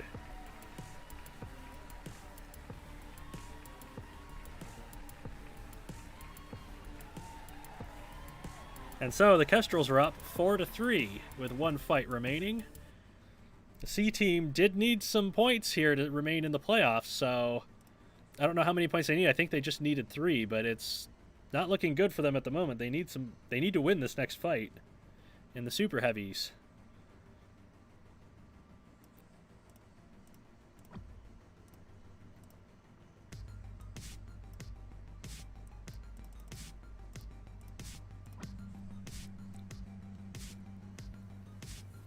So, Super Heavyweights. The C team has Hygiene, an 8-wheel drive rammer with a rack of spikes on the front. The Kestrels have Berserker, which has 4 horizontal spinners, one at each corner. Neither of these robots are really invertible. I don't think flipping is going to be an issue, though. Predictions for Hygiene versus Berserker.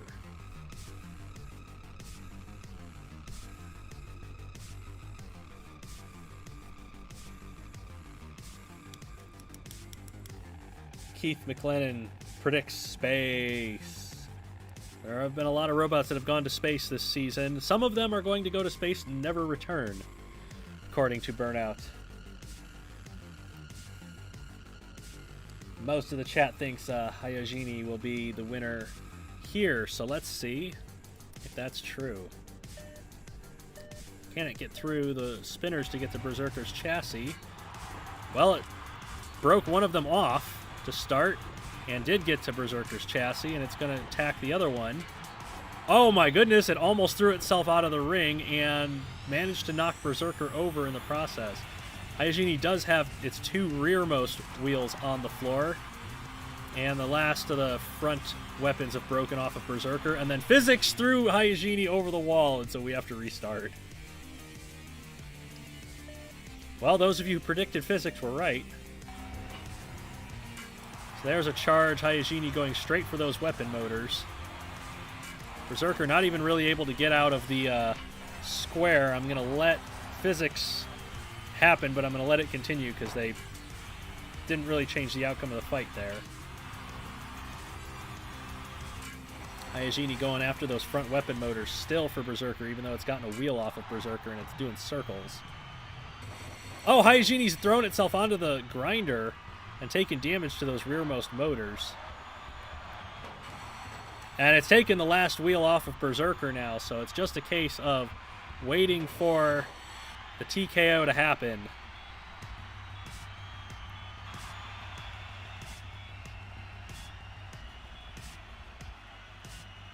And there it is, 50 seconds.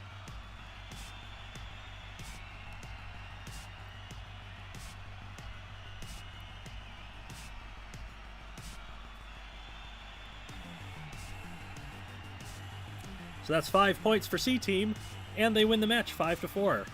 Not a bad way to end the regular season. Keith says didn't change the outcome, it broke off a weapon. No. The weapon broke, causing the physics problem. The weapon broke first.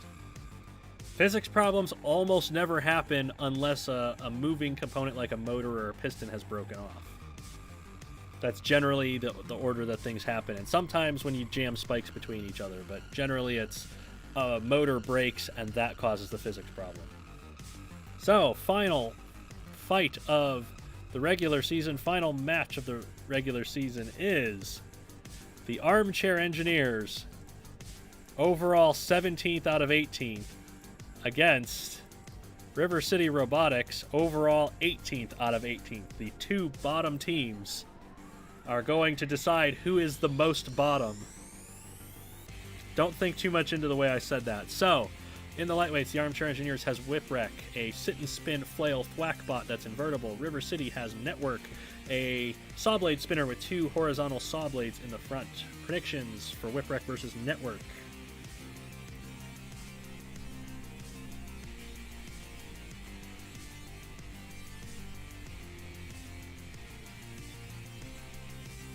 A bottom off, yes. When you get two bottoms together, I'm not going any farther than that joke. Everybody predicting Whipwreck, a few predicting Network. Let's see how it goes.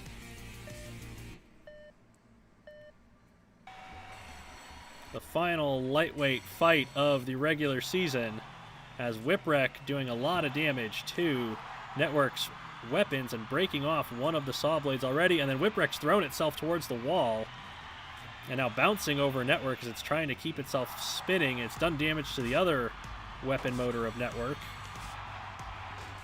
And now Whipwreck trying to get away from the wall. And there goes the other weapon motor off the front end of Network. So Network now without any weapons. Oh, but it managed to break the whole extender, the whole flail off of the end of Whipwreck. So now Whipwreck also without its weapon. And both of these robots just some pushy boxes with some physics holes in the floor. And Network's tripping over all the debris on the floor. Whipwreck's trying to use that extender to push with. Or Whipwreck's going to end up on its rear end. Oh, and then Physics didn't like that at all.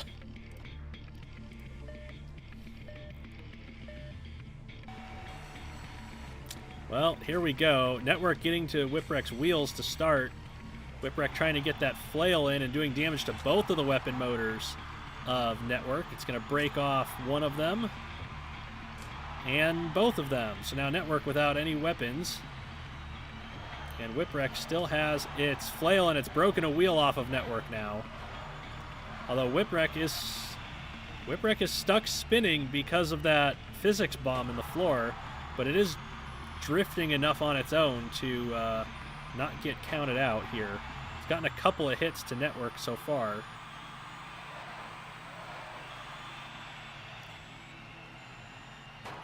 Ooh, there's a couple of more hits to the chassis of Network. There's a TKO count coming for somebody. I think it's Network, who has gotten free from that spot. Whipwreck has not slowed down at all this whole time. Another big hit to Network's chassis.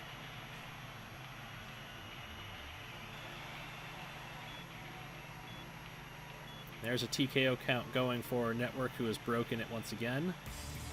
Whipwreck, I feel, might be at risk of a count here. And it is. It's tried to move, but I think Whipwreck is mistaking the physics bomb in the floor for a weapon, and that is going to be a sit and spin TKO. Network getting lucky with the bad AI.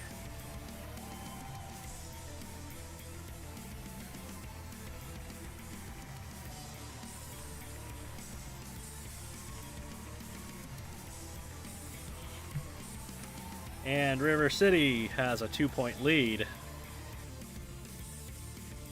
Remember when we thought Network was good? I know, it went like 5-0 to start the season. It was surprisingly good for a saw blade spinner. So it's middleweight time. We have Mini Berserker for the Armchair Engineers with 2 horizontal spinners. It's literally the super heavyweight Berserker with the rear 2 weapons removed. River City Robotics has Cleansing, a front hinged flipper with a spike wedge on the front. Predictions for Mini Berserker versus Cleansing.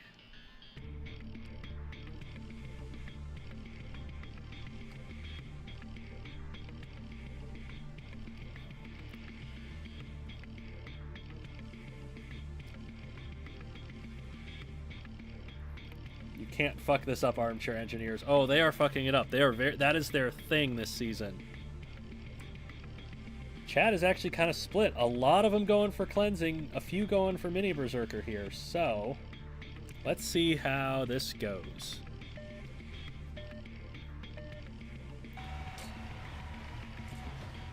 Well, Cleansing got straight under Mini Berserker and put it up onto the wall. It has fired its flipping arm and not really done much with it. Oh, but it's driven into the grinder and flipped itself over. Mini Berserker trying to take advantage of this and just kind of holding Cleansing in the grinder for the moment. And Cleansing can't get away because of it, and it's lost a wheel now. This is going to count as a pin. Yeah, that's a pin because Mini Berserker's holding it up in the air. So that's got to be a restart. It was a good start, a good strategy, but...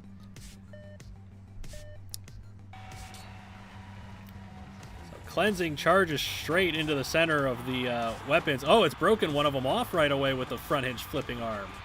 Cleansing is not playing around. It is going for blood here. Mini Berserker's managed to get away by throwing its wheels at things. And it is trying to get that spinning weapon into play.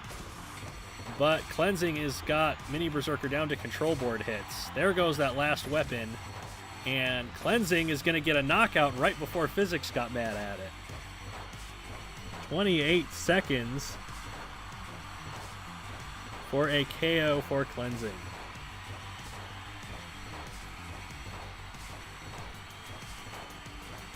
And River City is up 5-0.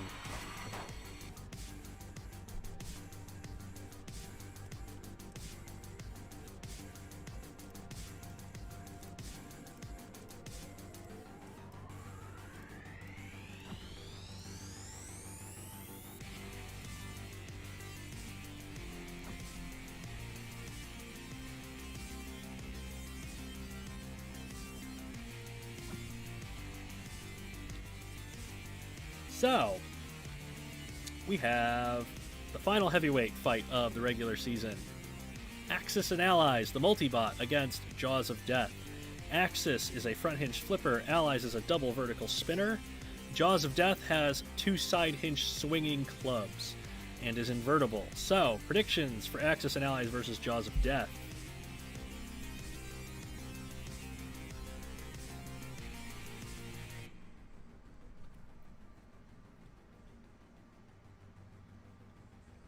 Quite a few predicting Axis and Allies here. Actually, a lot of the chat is going with Axis and Allies here. They see the added weapon power of having 2 robots. What actual BattleBots fights would you have restarted due to a physics glitch? I probably would have restarted Gemini Uppercut. I probably would have restarted half of Son of Waiachi's fights.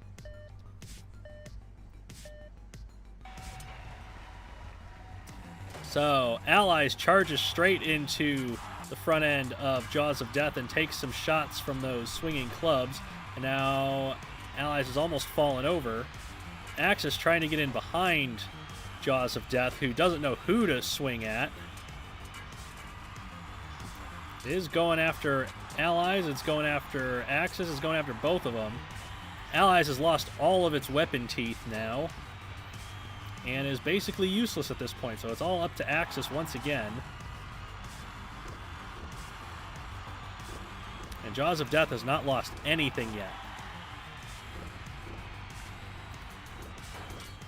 However, it has taken a lot of damage to the front of its chassis now. It's broken both of the discs off of Allies, which were just kind of flailing around uselessly anyway. It's broken the flipper off of Axis, so now Axis and Allies totally without weaponry, but they do have the wedge. It looks like Jaws of Death is going to KO Axis, and now it's going to set its sights on Allies. He's just kind of trying to get in the way since it lost its weapon teeth.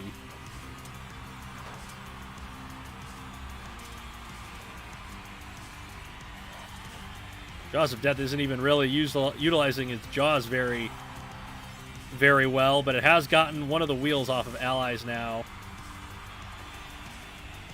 It's got Allies to control board hits, and I think we might have a knockout here if it can KO Allies. The body of Axis is actually getting in the way.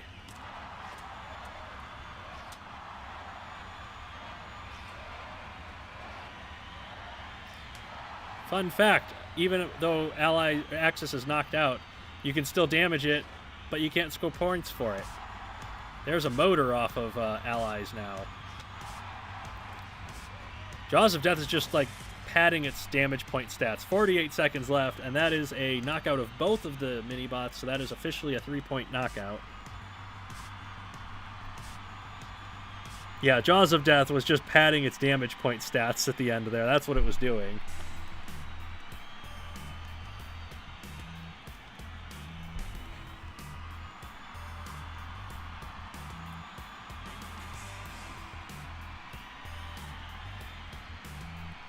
And so now River City has won the match. They currently have 8 points with 1 fight remaining. And I think it's pretty safe to say that they are going to have that 17th spot. Actually, they might move up to 16th depending on how Valley View did. Valley View only got 3 points. They might actually catch them. Actually, probably not now that I think about it. So, the final fight of the regular season, and of course it's going to be Smashy McSmashface against Overseer. Statistically, the 2 worst super heavyweights in the league. Smashy McSmashface with 5 overhead hammer arms, Overseer with the low slung horizontal spinner. What do we predict, chat?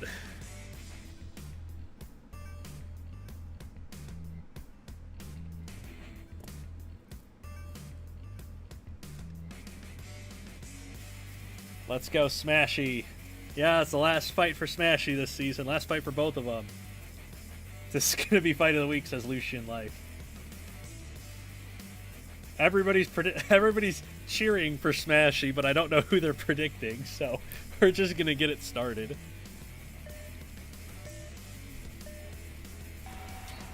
Smashy's down off of the wall. Overseer goes right up the wedge with the spinner, and Smashy's gonna attack it.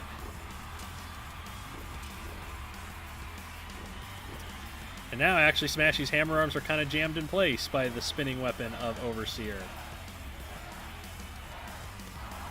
But it has broken a stabilizer off the front of Overseer. One of the few times it's actually happened to Overseer. Oh, and now Smashy getting those hammer arms into play. Mainly hitting the defensive work around Overseer's weapon motor. But Smashy's doing a good job keeping the weapon stopped altogether, while it just works away at this. Smashy's actually on top of the weapon now. And it has Overseer pinned against the wall. Overseer's got to break a count here, and does so. Smashy's got to break a count, and does so. And back to attacking that weapon from overhead. There goes the last of the defensive plates, and the weapon disc is gone. Smashy has managed to be the robot with the remaining weapon power in a fight. Overseer's trying to push Smashy using that weapon motor. And Smashy's just going to charge right in and start knocking extender work off of Overseer. Overseer trying to turn and use that long extender to push Smashy towards the grinder. And Smashy ain't going to have that. Right up the wedge, Overseer goes. Oh, one of the hammer arms broke off.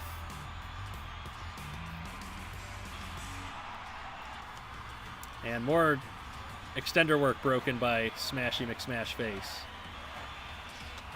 Overseer's trying to show some kind of aggression as its weapon motor's now broken off. Oh, a lot of the hammer arms have come off of Smashy now. And now Overseer's pushed Smashy into the grinder.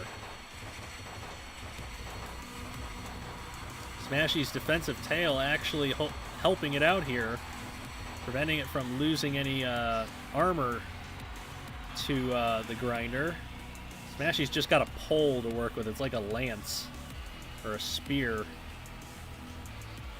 Smashy running out of battery power here, but it is trying to get in there and use those weapons against Overseer.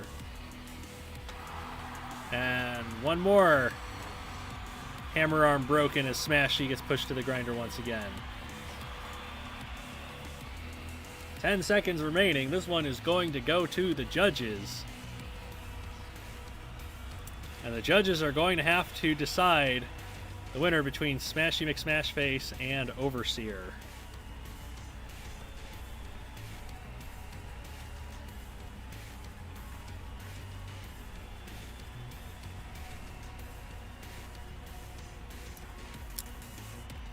And just like that, we have reached the end of the regular season of the Robot Rampage League.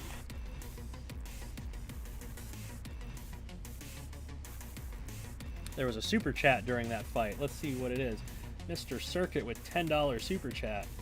Longtime viewer, only just recently created this account and long overdue that I contribute in some way. Always loved your content. Hope to see more of it in the future. Absolutely. Thank you very much, Mr. Circuit, for making it possible for me to keep making this content. Yes, there's going to be more Robot Rampage League. It's going to be the end of the first season. We're going to have a second season. There's going to be more BattleBot stuff. Thank you for contributing and trying to keep the lights on, literally, here. So, that was the entire first season of the Robot Rampage League. The regular season is complete. We know almost all of our fights. I think we've only got 2 judges' decisions to deal with, which is not a whole lot, considering. Where's my...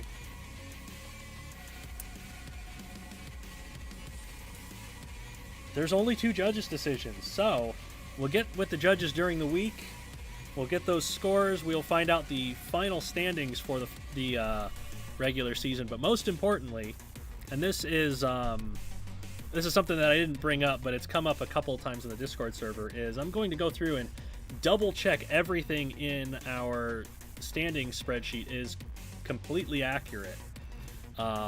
Because, you know, there's only a few points between some of these teams. A little error here or there could actually make a big difference. So I'm going to spend all week auditing my spreadsheet and making sure everything is completely accurate. And we will see the playoffs next week. So it looks like it is most likely to be Heavy Metal, Pink Chaos, Hive Academy, Indiana Robotics Alliance in Division 1 in that order. In Division 2, Meta Bot Builders, Orlando, the C Team, and Sinister Creations. I think Team Smash got edged out. But we'll have to see once we get all of the numbers in. Next week will be the playoffs and the championship final. It's stepladder format, so third and fourth fight, then the winner of that fights second, and the winner of that fights first to get our division champions, and then the division champions fight. I just saw somebody in chat asked how the judges' decisions are going to be handled. We're going to have live judges' decisions. The judges are going to be in the chat. They're going to be messaging me on my phone to let me know what their scores are. And so we're going to have live judges' decisions for the playoffs and the championship final. At least for the playoffs, while we're waiting on the judges to do their thing, we could do another fight for the other side of the playoffs, for the other division. But yeah, it's going to be interesting to see how this goes. The very first season of the Robot Rampage League has been an experiment. It's been a test to see if people would actually be interested in something like this. And everybody has completely blown me away with how much they like this idea. So 100% there's going to be a season 2. As long as, you know, I'm still alive, there's going to be a season 2, and we're going to try and open it up to more people then. So, yeah, let me know what you guys think is going to happen for the playoffs next week. And thank you all for being such great viewers and great in the live chat, great with your super chats, great in the Discord server, everything this whole season. We are going to get the final stats and everything up on the Discord server soon and on the Robot Rampage Twitter account. You can also vote for the Fight of the Week on the Robot Rampage Twitter account at Robot Rampage. You can join the Discord server. The link is in the description. You can chat about the league there. You can show off robots that you're building. But that is the end of the stream. I don't have a schedule for next week because I neglected to make a graphic for a stepladder format, but also we don't know the exact final standings for everything. So I'm going to leave you guys and see you next week for the finals of the Robot Rampage League. Take care.